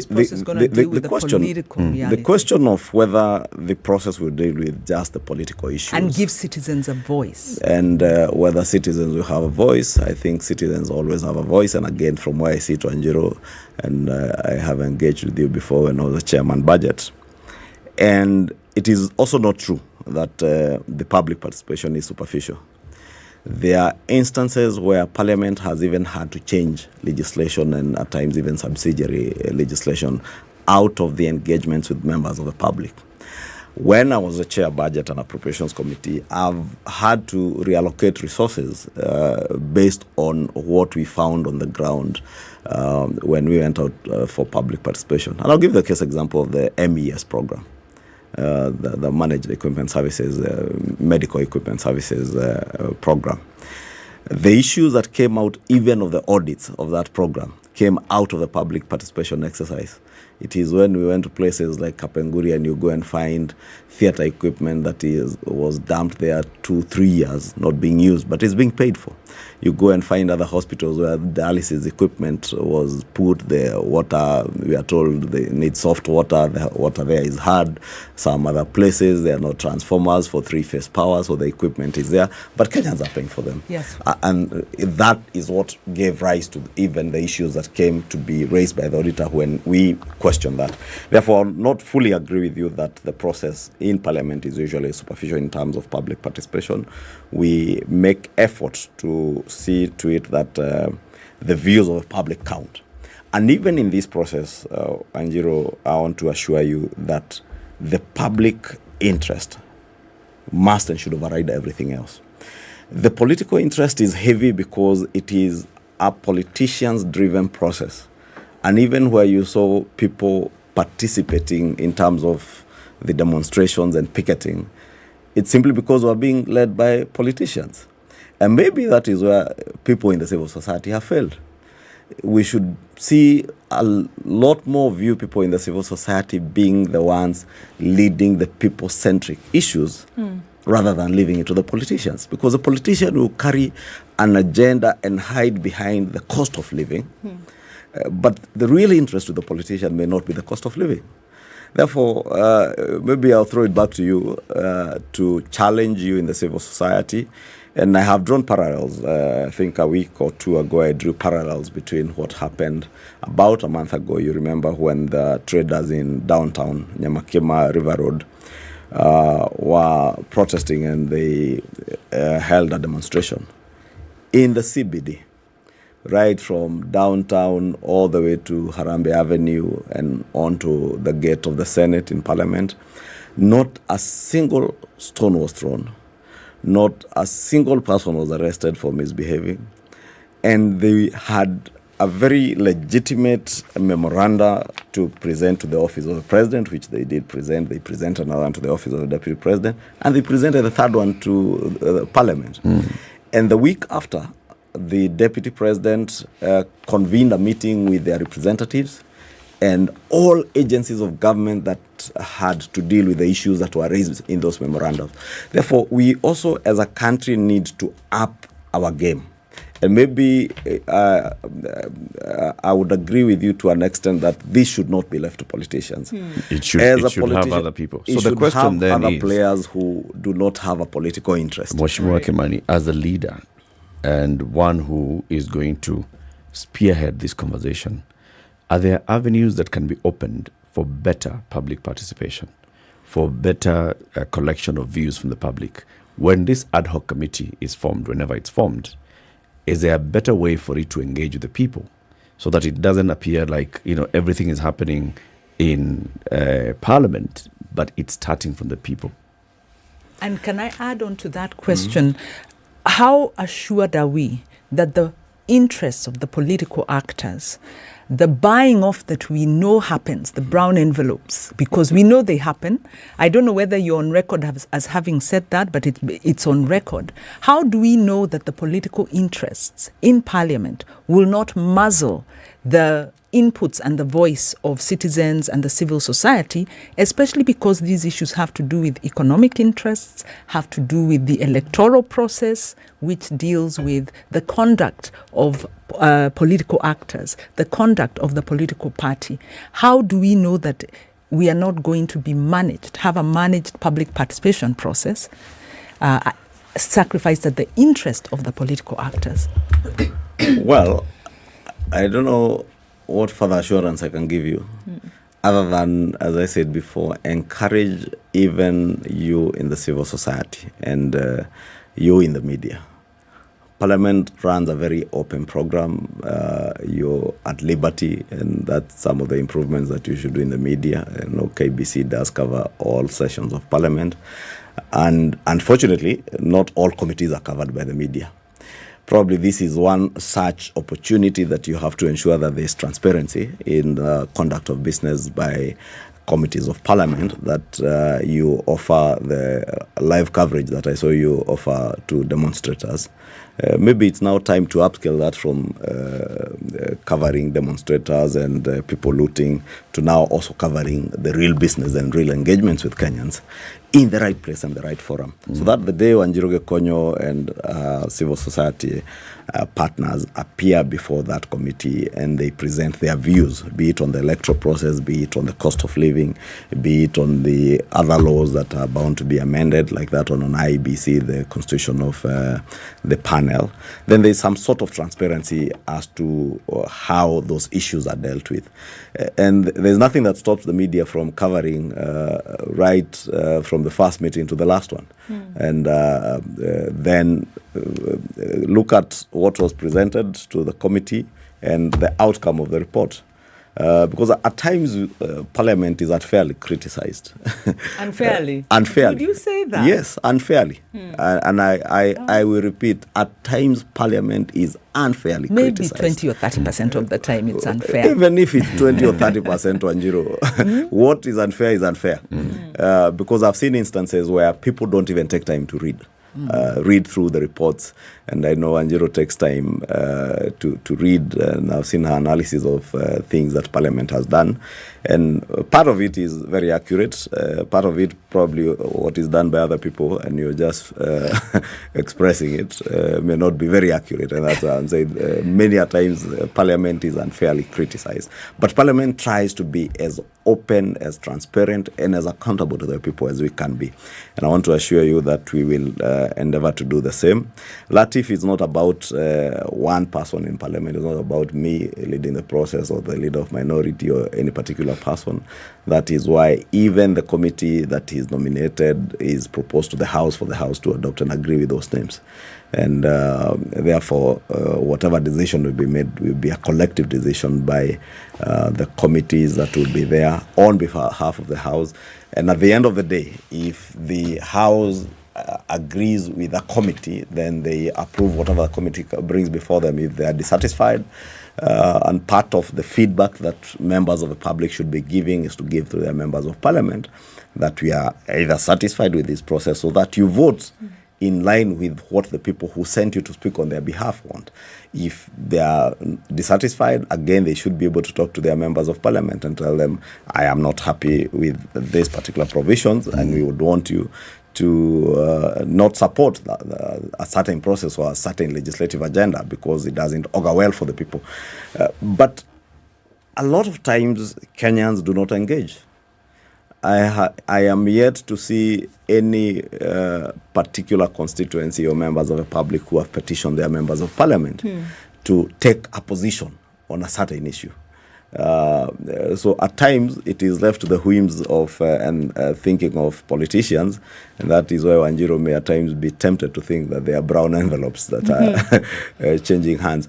But then again, even if anybody was to change brown envelopes and you are in parliament to represent your people, and your people have given you their position on such an issue, I don't think there's any politician who will opt for a brown envelope against the wishes, the voice of the people, over the voice of can I offer not just the people, but their bosses. One of the reasons for that may be that people generally do feel that even though they were to proffer an opinion or position, maybe to engage with their member of parliament, for example, just at that level, even their MCA, to recall, for example, they felt they were not doing anything, is that they feel that the process would not be fair in their favor. That they feel that the power really is not in their hands and that something will be done to counter what their feeling is. What would you say about that? I think maybe Wanjiru will agree with me. Kenyans are yet to internalize the power the 2010 Constitution gave to the people. At the preamble of the Constitution tells you that all sovereign power belongs to the people and is exercised either directly or indirectly through the elected representatives. So what we've come to believe is that we can only exercise our power directly as the people by demonstrating. That is what, again, politicians are making you to believe.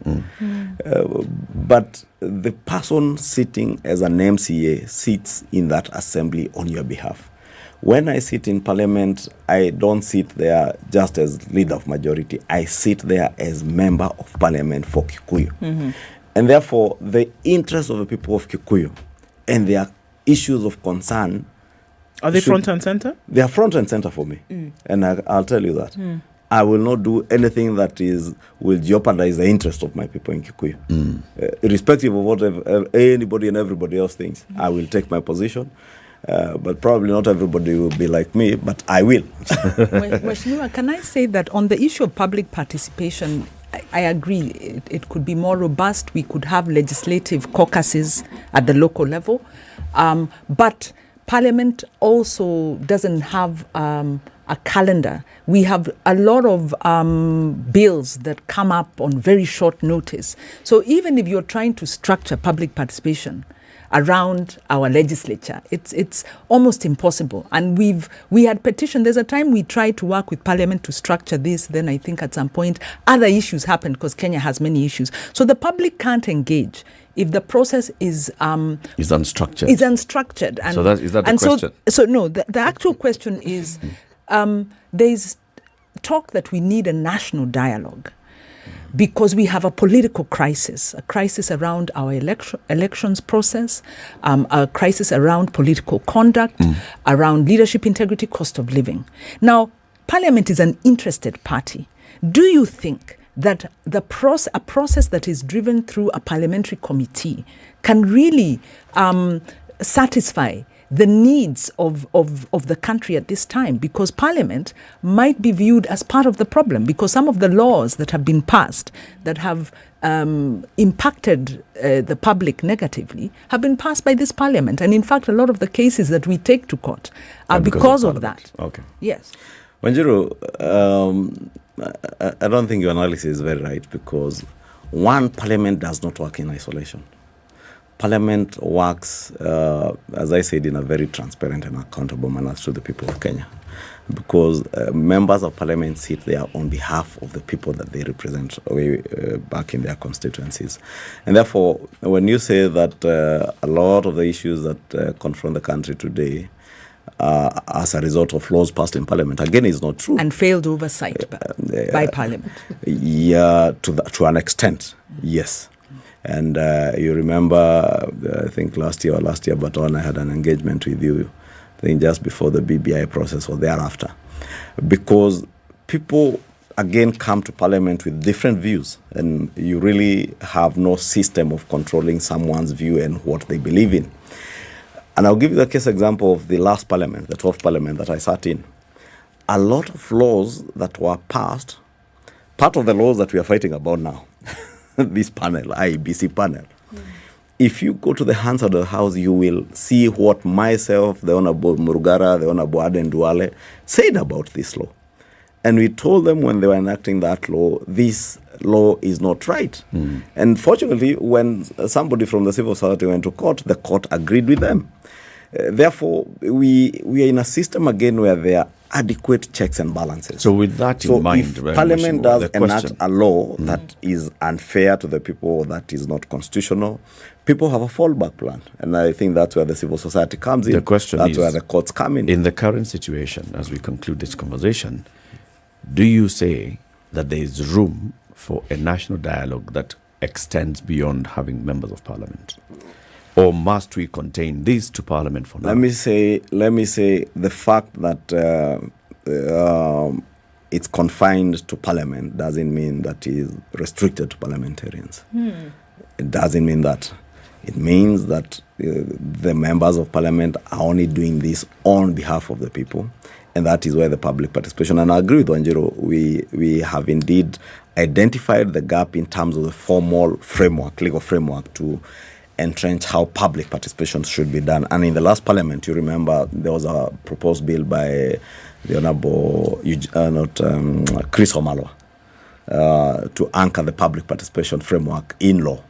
And therefore, it's just that that bill died in the course of time before the lapse of the last Parliament. But it's one of the laws that probably another member of Parliament could pick up and push within this Parliament, to ensure that there is a framework, as Wanjiru says, Kenyans are not ambushed But again, having learned over the last 10 years under this new constitution how bills come into parliament, how they are processed, how public participation is done, that's why I'm throwing back the challenge to the civil society and other actors, including the media, to inform Kenyans and let Kenyans get to know how they can participate in the legislative process, even when they don't sit in parliament. So that even in a process like this, Kenyans must ensure that they are not left behind. If you want to make sure that your views are catered for, just make sure that you appear before committees. Don't wait until a politician comes back to you to tell you, now we need to go back to the road or we need to go and protest outside Kimani Ichung'wah's office.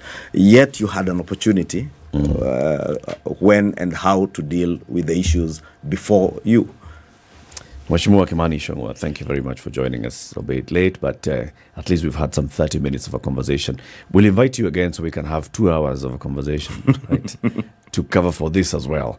Kimani Ichung'wah is the Member of Parliament for the good people of Kikuyu constituency and also the leader of the majority in the National Assembly. He's been here with us to talk about the roadmap to the bipartisan conversation.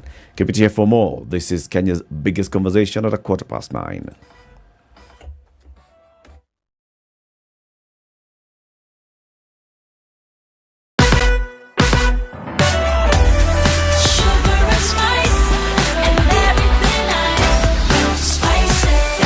Spice up your life.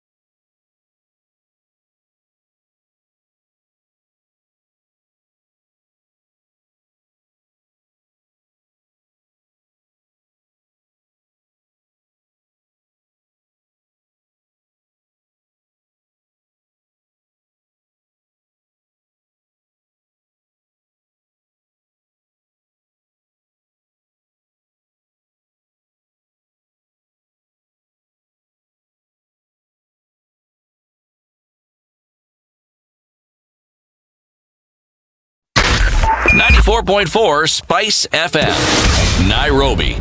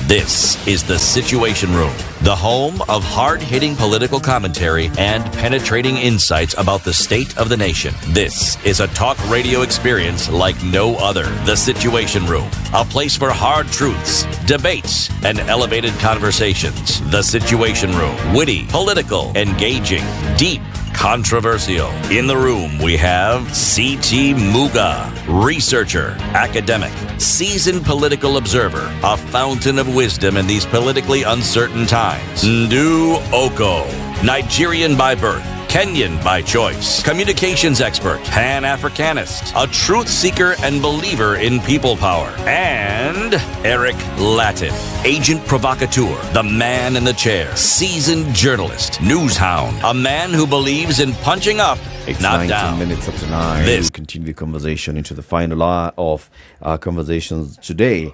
Angela Muturi is an assistant research officer at the Kemri Wellcome Trust Research Program. She joins us now because we want to talk about the importance of population health research. Yes? Angela, good morning. Good morning. How Good are to you? have you on the show. Thank you for having me. Welcome to the hot seat of the Situation Room. Well, I feel a bit cold. So It's a bit cold. It's all right, yeah. Yeah, the person who was seated there balance. before you was sucked up all the heat. City. Yes. Why don't you welcome Angela with the day's proverb? Yes, our proverbs for the whole of this week are from the Republic of Congo. Okay? Not DRC. The Republic of Congo. Congo Brazzaville, as otherwise known.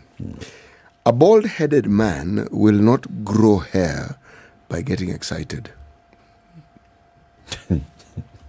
Bald-headed man.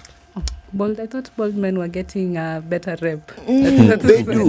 They do. It's a conversation for another proverb. Yes, and remember, it's specific hair, okay? There may be other ways of getting hair to grow on their bald head, but getting excited is not It's it. not one of them. Yes, it's not it. Right. But I think I look at it from the perspective of certain aspects, like we need to accept. If you're bald, you're bald. And I think you maybe get a hurt if you're not okay with it. But the situations we can't fix, no matter what happens. And even with the bald, you can still make it happen. Yeah, it's actually quite a good look. You see how we have... Okay. Okay. So you can be excited because you have the bald head. You see now? Yes. It's a type for certain people. So it works. Angela, what is population health research? All right. So allow me to start by just giving a bit of context. Yes. Whenever the topic of health comes up, particularly in these forums, the focus is on specific diseases and understanding how individual level, at an individual level, people can improve their own health. And we've had messaging on how you can improve your diet and your lifestyle. But now there's increasing recognition of the broader influences that affect health. And so when I talk about broader influences, I'm talking about socioeconomic factors, environments in which people live and work, as well as how policy impacts how healthcare is provided. And all of these work together to affect the outcomes of different groups of people. And so it's from that understanding that population health research grew to be an important area. And so our work at the program is looking at the distribution of different diseases and health outcomes and understanding in different contexts how all these broader factors influence health, and that informs planning at both county and subnational level. So what factors are these that you look at? So as I mentioned before. So you'll begin with population. Yes, so first population. We need to understand different groups of people have various needs, right? What you would require from the health system is not what I will require from the health system. So we first need to understand who you're serving and what kind of diseases they are at risk of, what conditions they might need help with, what kind of asks they have of the health system. So you need to be able to know what communities am I trying to provide health care for and what kind of healthcare services are needed for those people. So now you know who you want to provide for. How does the broader system either improve or put at risk the health of these people? So if you're living in an urban area, the consideration we have for your health is different from someone in a rural area because you have more exposures to certain pollution, and in a rural area you might not have that risk. So you need to take into consideration the various contexts. Okay. So, yeah. Okay, so then if I just want to pull it apart a little bit. So this could also help for when we say how a centered body, Ministry of Health, for example, would then be able to say, this is how I'm going to plan around my finances because I know that in a certain area, non-communicable diseases are the issue, or in another area, infectious diseases are an issue, or in another area, water issues are an issue. So that will then help me. The research then actually would help in how you then are able to plan for your health finances or resources, as well as kind of equipment you need to be putting in certain hospitals kind of thing. Am I totally off? You are right on the money, actually, because the main thing, we're working within constrained resources. So you need to be able to allocate the funds you needed to the areas that are having the most need. So, for example, a lot of our work has focused on malaria. And so we've looked at both the environmental data and data from routine health systems to understand at very fine scales up to a sub-county level, areas that have high prevalence of malaria. And this allows now also county governments, national malaria control programs to target interventions at very specific populations. And also you know how many of the population are at risk, so you know how much money you will need. And then over time, because we keep giving interventions, we need to know, are they working? Are they making an impact? Is our money being spent in the right places, or should we perhaps change strategy? And so our research work also looks at how disease changes over time, how it affects different populations, how the efforts that we have made so far have actually worked to improve the health of our people. Yeah. Who uses the research that you come up with across body? Who then picks it up? Who's our biggest consumer? Actually, it's the Ministry of Health. Okay. So we work with them both in getting data on the health system and what utilization of different services from them. So they help us co-create the research we work, and they're also the consumers.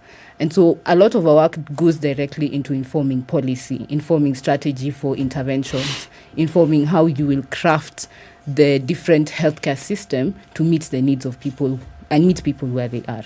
Yeah.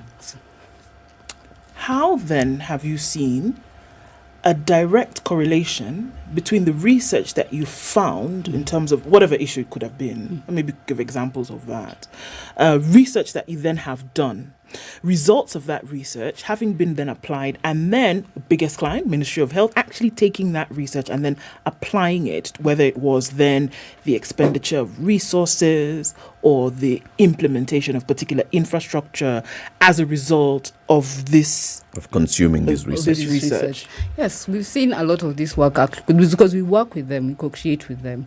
So the process, they ask us, like, we want to do this specific thing. Is this the best way we could carry out this particular task?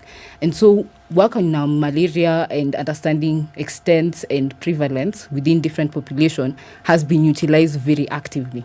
So there's work we did a little recently, and that work was what informed the distribution of malaria and bed nets across the western counties. And so that work actually, we see it going into play in different aspects. But also we do some work around routine data systems and how health facilities report back to the ministry and understanding the quality of the data that they're getting. And so that helps ministries to be able to be aware of what kind of data and quality that we have. And this goes back to them.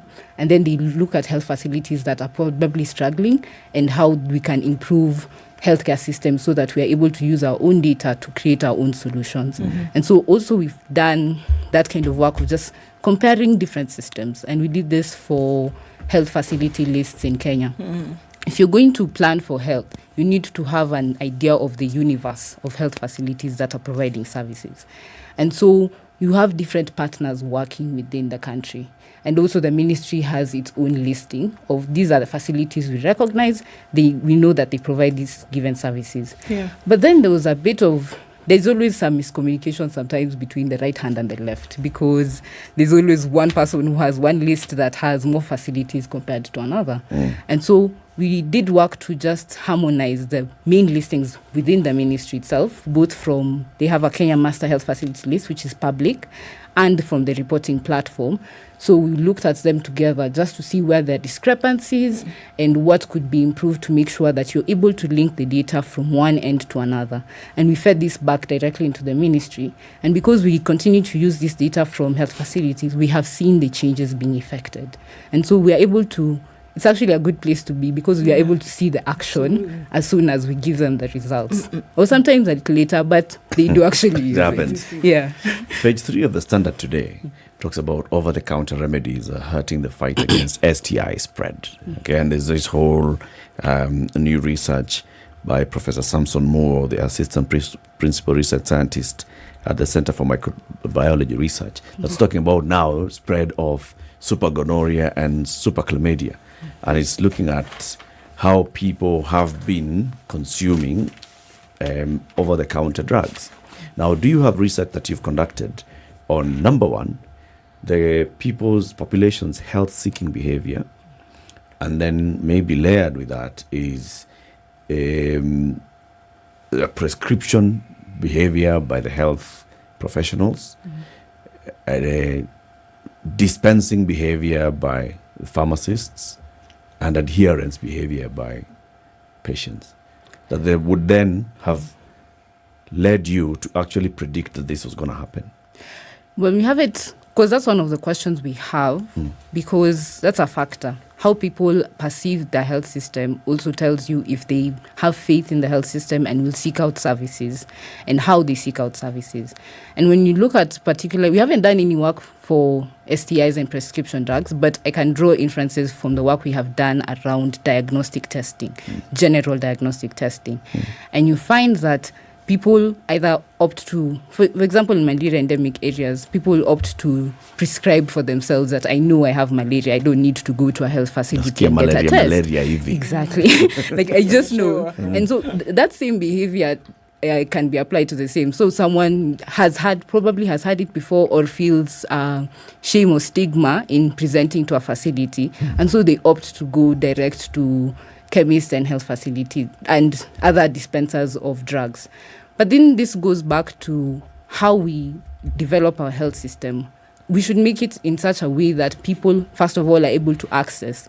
It might be that they don't know that they can get the service and the test at a given facility close to them.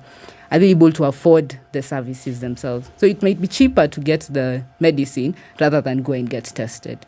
So it speaks to the broader issues around healthcare and healthcare provision, and understanding how people want to seek healthcare and what kind of services they might require. When you go into these studies, do you then consider patterns that emerge in healthcare seeking behavior? So yes, because we tend to see, so one of the situations you end up seeing is people bypass. You have a clinic that's right next to you, but you find that people end up going to the level 4, the level 5, and you have those systems being overwhelmed. And so now the question becomes, why are people avoiding the health facilities that are close to them when they offer the same services? And the type of services they're probably seeking from the level 4 is best delivered at the clinic that's next to them. It's probably just a small test that they could have done quickly, rather than go to a higher level facility that should be doing more complicated work. And so that happens across the board. But there's still some uncertainty because people are different and groups are different. So my reason for going all the way to the level 4 might vary from my neighbor. It might be the last time I went to the clinic right next to me, they didn't have drugs, or the nurse talked to me badly and I never want to go again. But for someone else, there's perceived better quality of care. And so we need to understand all these reasons, but there's still work to be done in that area, because that has a very important implication in how people seek health services and how we can better provide healthcare to people. Does your research not answer those questions? No, not fully. We can identify patterns in the data, but our work mostly is on the quantitative side, right? So we're looking at how many tests have been done, how many people are getting malaria. But questions around behavior, I think, need both the approaches of social research and understanding of how people view the health system overall. So within the larger program, there are people who are answering some of these questions. But particularly with regard to population health research, we focus right now on just improving the numbers, improving the data, telling counties this is where you are with regards to the services you're providing. You're only reaching this number of people who should be targeted. So right now we're more focused on routine data, improving how you use routine data towards improving your decisions at county and national level. This data, how do you collect it? So actually for a lot of our work, we are not collecting data. As I said, the ministry and our department work in collaboration. Okay, so who collects the data? So health facilities. So okay, and how do they collect this data? Collect the data? So when you go to a health facility for an outpatient visit, you are recorded. There's a record that we have received this number of people, we have done this number of tests, we have admitted this number of people. And so facilities themselves are supposed to aggregate this data and report it back to the ministry. Okay. And so there's a platform for health information system, which is called DHIS2. And so facilities now report back to that platform, and this is the data that now the ministry uses to make decisions about understanding what level of service is being provided. This platform, you know, when you collect data, usually it involves ticking certain boxes. Yeah. Okay. Now, in the boxes that are ticked, do they actually also collect the information as to where this particular patient has come from. Now, that's actually the crux of the matter. We could understand health-seeking behavior much better if we had that kind of data. We do not collect that kind of data. And just to preface, when you get data from DHIS2, it's not at an individual level. I do know that CT came to this particular facility on a certain day. But we are able from aggregate, if you can get data on, out of the 300 patients we saw today, about 50 of them came from this village, 30 of them came from this village. And that will allow us to understand the patterns so that we can be able to map this out over time and see, are there certain facilities that perhaps people completely choose to ignore for certain reasons or other, or are certain facilities preferred, and why are they preferred? You know, something even more pertinent, where I'm going with this is, if people prefer to go to certain health facilities, how do we relate this to the sort of conditions or reported reasons why they go there?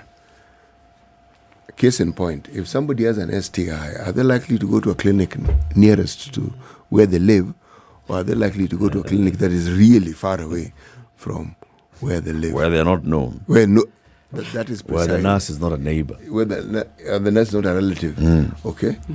So, this information, if it was collected and then collated, of course, and then later analyzed, would it not then provide us with the sort of pertinent, should we say, information that would then give us a far more accurate pointer as to how it is we ought to provide the services that people need at the point they need them, because we will know what is actually needed simply because the individuals who have attended, who have come to health facilities have told us. But if you leave that aside and you talk about populations, then there's a population of people who don't go to health facilities, but as we said, go to pharmacists off the counter. Is it then not possible to have a data collecting process and mechanism in pharmacists? Because some people or many people will go to pharmacists. And even if you don't want, for purpose of confidentiality, you look at the drugs that are procured. Forget the individual. You just look at the data involving medication that people go for regularly or ask for regularly. The anonymity will protect people because it's confidentiality, but it gives you a pointer as to what it is that people desire and what they go for. Would this be a consideration? Actually, I think that's an important part of what we also try to do within our research. We identify gaps like that because when you're working with just routine data, again, there are people who don't end up in the health facilities. And there are also other different sources of data, such as when we do national level surveys. So you go into different communities, you take different indicators, such as the demographic and health survey that caused quite a stir sometime last year. But it was important because now you get a sense of within the community, for those people we reached by the health facility or those we didn't, what level of coverage are we getting for our services. But I agree, we need to entrench more data collection within the broader health system, not just at health facilities, but across the board of all people who could be providing data. How do you get people to give you this information? And what are your strategies for collection of data? All right. So for our work, again, we don't actually do the collection ourselves. Yes. So this is within health facilities. So you just grab what's being grabbed through the health information system. Yes. But now the health information system is actually very useful because when you have, for example, as I said, the surveys, you don't have a picture of what's happening in your healthcare system more regularly. But with routine data, facilities are supposed to report back monthly. And so you're able to see how healthcare utilization changes over time. And also when let's say we implement an intervention for a certain disease, you know the number of cases that were reported positive before. And after the intervention, you can now see, has that trend gone down? And so it's an important source of data, but just for regular use through the health system. But the other sources that we could possibly continue to evolve and include in our analysis. Is there room to improve that system? Yes. Like, just like CT was asking, so that it can capture more in-depth data, and who's involved in that chain of decision making to improve the system? I think that falls within the purview of the Ministry of Health.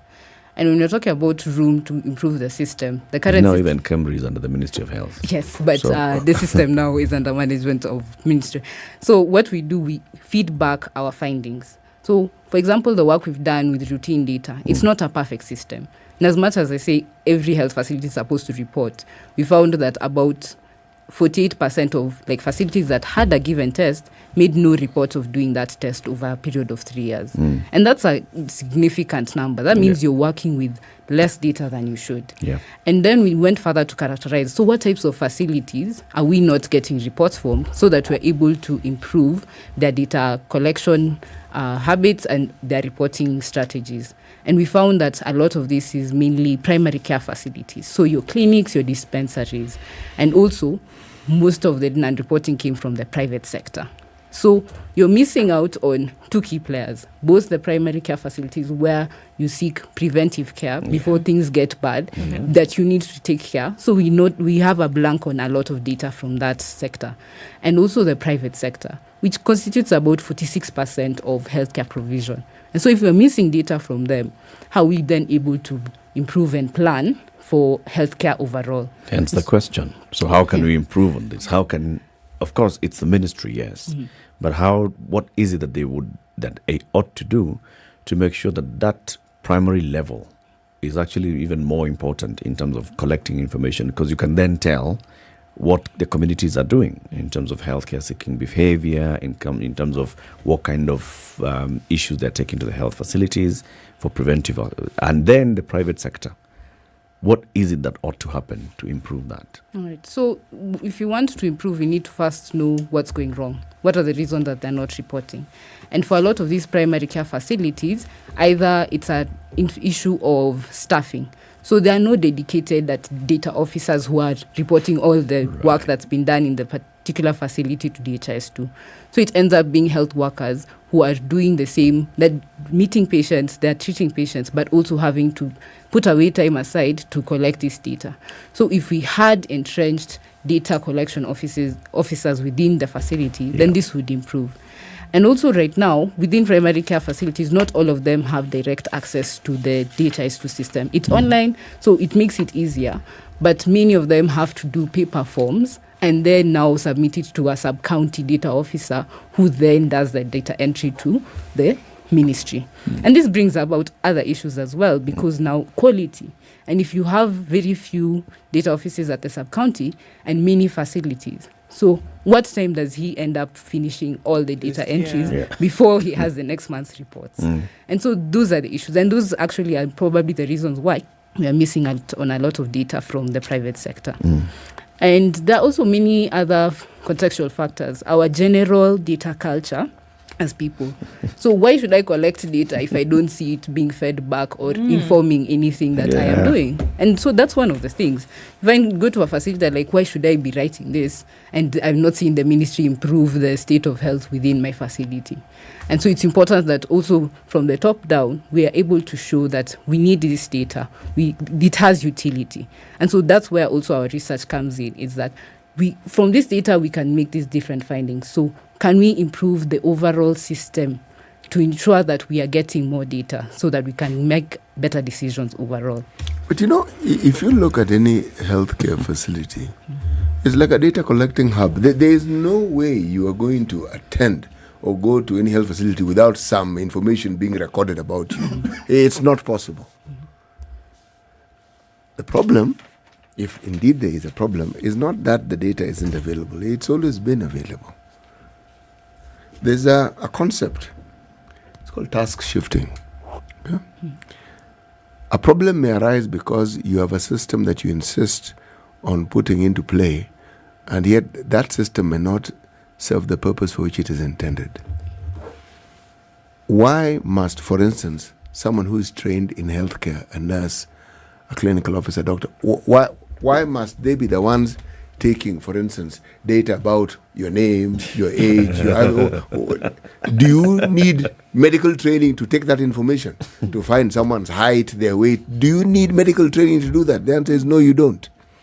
And yet, this is where perhaps the role of what you call the healthcare worker, the community healthcare worker comes in. Somebody who may not necessarily have the training of being a healthcare provider, but they have the fundamental trainings of understanding certain basics of healthcare work, which are not directly related to what we call healthcare treatment or provision of healthcare.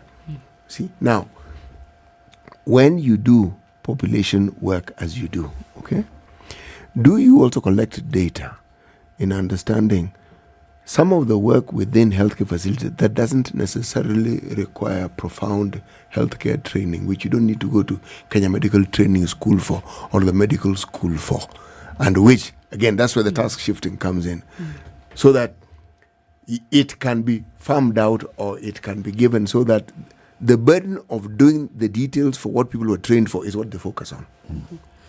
Yeah, and that's an important point. But within our particular department, we don't do this work. But within the program, there is work being done around understanding the infrastructural challenges and also the health worker challenges that are being faced. And so one of them is that why must it be the nurse who's doing the data collection as well as all the other things at the same time? But it also comes back to the challenge of often the result you get when you present this result, it's that resources are limited. So who is hiring these different people? And that's an unfortunate roadblock, because at the end, that's why we have shortages of doctors. That we have unemployed doctors who are at home but are not being hired. But we need these doctors. And when you go to counties, they're like, we don't have money to pay salaries. And so this is more of a systems issue. We recognize that this can be done by other people. But now it comes back to where the resources, who is giving the resources to fund these different aspects, and where do they place their priority. And so some of our work is also just to inform, these are the needs you have, these are the priorities this should be your top priority. But after you've given this to the ministry, it is their purview to decide what now goes into action. You know, when, and that's what I was just looking at, when we talk about the importance, because the conversation here is the importance of this population health research and getting to collect the data and getting to see what the data is telling us. If from the very beginning, those, and I keep asking who's responsible, those in positions of authority do not see the importance of this data, whatever you're doing here is, you're only capturing information that has been brought to you, but the people who are in charge of ensuring that information is collected and fed into the system in the first place don't believe in the system. It sounds to me like they have a system in place just so that we can tick a box here. Do we have a DHIS? Yes, we actually have version 2, DHIS 2, okay? Tick the box, but there's no money in this thing, so forget about it. Let's focus on other things. How much are we buying, purchasing medicine and equipment and all? Does the ministry actually position data as central to its decision making, and not just data that has been brought in the form of a report, but data in itself, such that you can say that there actually is dedicated staff that looks at how we shall get this data coming up? Yeah, so there's a specific department that focus on DHIS2 and improving the quality of the data. And so also when we are doing this work of just showing where the gaps and limitations are with the system, this was being fed back to them. And those are actually some of the actions towards improving the system. So it's not all hope is lost, it's that progress is happening, but albeit slowly. So these findings go back to them. It's like, these are the facilities that you need to look at. And for them, right now we do see that it's a priority. But in terms of progress, I cannot speak for their end. Okay. We give them the data, we give them the information, and we hope that we continue to see progress. But because we have seen a little bit of change together on the findings we already shared, then I have hope that we will continue to see the same going forward. Yeah. Are there specific examples where you can say, so here is what our unit at Camry Wellcome Trust did. We went into a specific community because of certain interventions that were taking place or certain research that we were conducting, and we collected this data. And this is the quality of data that we have on this platform vis-a-vis the quality of data that's contained in the DHIS2 from the same community. And then you show what you're able to glean out of this data versus what you're able to glean out of the other. Yes, but we didn't do a community, but we triangulated between survey data, where people went into health facilities, visually confirmed someone has this given test. This facility provides this particular service, right? And so they did this around 2018. So we look at that data and you say you have the test, you have the service. And so we look at the same facility on the reporting platform. Right? So this is a one-to-one comparison. Yep. The same facility on the reporting platform. At the same time that this survey was conducted, was there any submission of a report that you have conducted a test? Sometimes yes, sometimes no. And for tests that you expect in a lot of places, HIV, malaria, we found that actually they were in many facilities, but most of those facilities were not making reports. They were not reporting. Exactly. And so that means it's not a matter of facilities are not doing the work. As you said, this data is being collected, tests are being conducted, work is going on. It's just a matter of how can we improve the system to ensure that we are capturing that data. Can I ask this question? Who within the health the health facilities is charged with entering this data in the DHIS? Who? So it depends on the level of the facility. So, for example, as I said, in primary care facilities, they collect this data manually, and then now it's given to the sub-county health records information officer. And so the health records information officer is the one now who has access to that platform. Who's responsible for sending this data to? No, the that sub-county? yes. The next person, yeah. Who's responsible at that primary health facility? I don't think I can speak to that actually. Yes. Yeah. Because I think that's a question that Yes, is asking. because Are there like dedicated officers who are expected to perform this function? Or is it, okay, so if this health facility, so anyone here will be calling you and asking you, where amjatuma report? I'd expect that there is, but I can't speak with assurance. I can't talk to how the system itself is structured. Okay. Yeah. You know, there's you see there's a gap clearly, because the burden of doing literally everything within, say, a very primary health facility is with a nurse. Yep. They do everything literally. There will be a problem, there will be a gap. This is the person who's taking the details of the patient. This is the person who's ensuring the patient receives care. And this is the same person you want to actually enter data. This one person, there will be a problem. You see, where am I going with what I'm saying? When we look at populations, and we're talking about now the patient population, what about the healthcare provider population? What they do, the tasks that they have, the inadequacy of numbers, the inadequacy of the diversity of people you need within that, because we have structures that have been there since antiquity, but with the increase in population and an increase in the demands for healthcare, have we met these needs with adequate population of healthcare workers to meet these needs at whatever level of health facilities that we're speaking of? The simple answer to that is no. And that comes back to, if you want to improve your health system, it's not about just having enough drugs. It's having enough healthcare workers, having enough health facilities, having enough services that meet the needs of the population. And so all these elements need to improve at a similar rate to the needs of the populations that they serve. But unfortunately, especially with regards to the healthcare workers, we've seen time and time again that they're overwhelmed and they're not enough. So I can categorically say no, that we are not yet meeting their needs with regards to human resources. I'm going to ask a question that doesn't relate at all to what you do, but I have to ask it anyway, because it then boils down in my mind to how we train our healthcare providers. Do you think that those who write curriculums and those who train healthcare providers train them with the needs that we have currently in mind? Because there's all this information that we have. Does it trickle down and percolate to the point where this information also influences what is taught? It's an unfair question. I am aware it's a completely unfair question. I know it isn't your docket, but I'm asking it because it's in my mind. And you see, if we collect all this information and the training of those who provide healthcare is the same, that gap will just widen. It's not going. We're not going to bridge this gap at any point in the near future. It needs to match what we need. Yes, it is, because it's information, and we so it's not that we don't know. We do know, but how then do we equip those who we are going to send out to be able to provide the services that we know are required if the training doesn't match whatever we've seen as the needs that are there?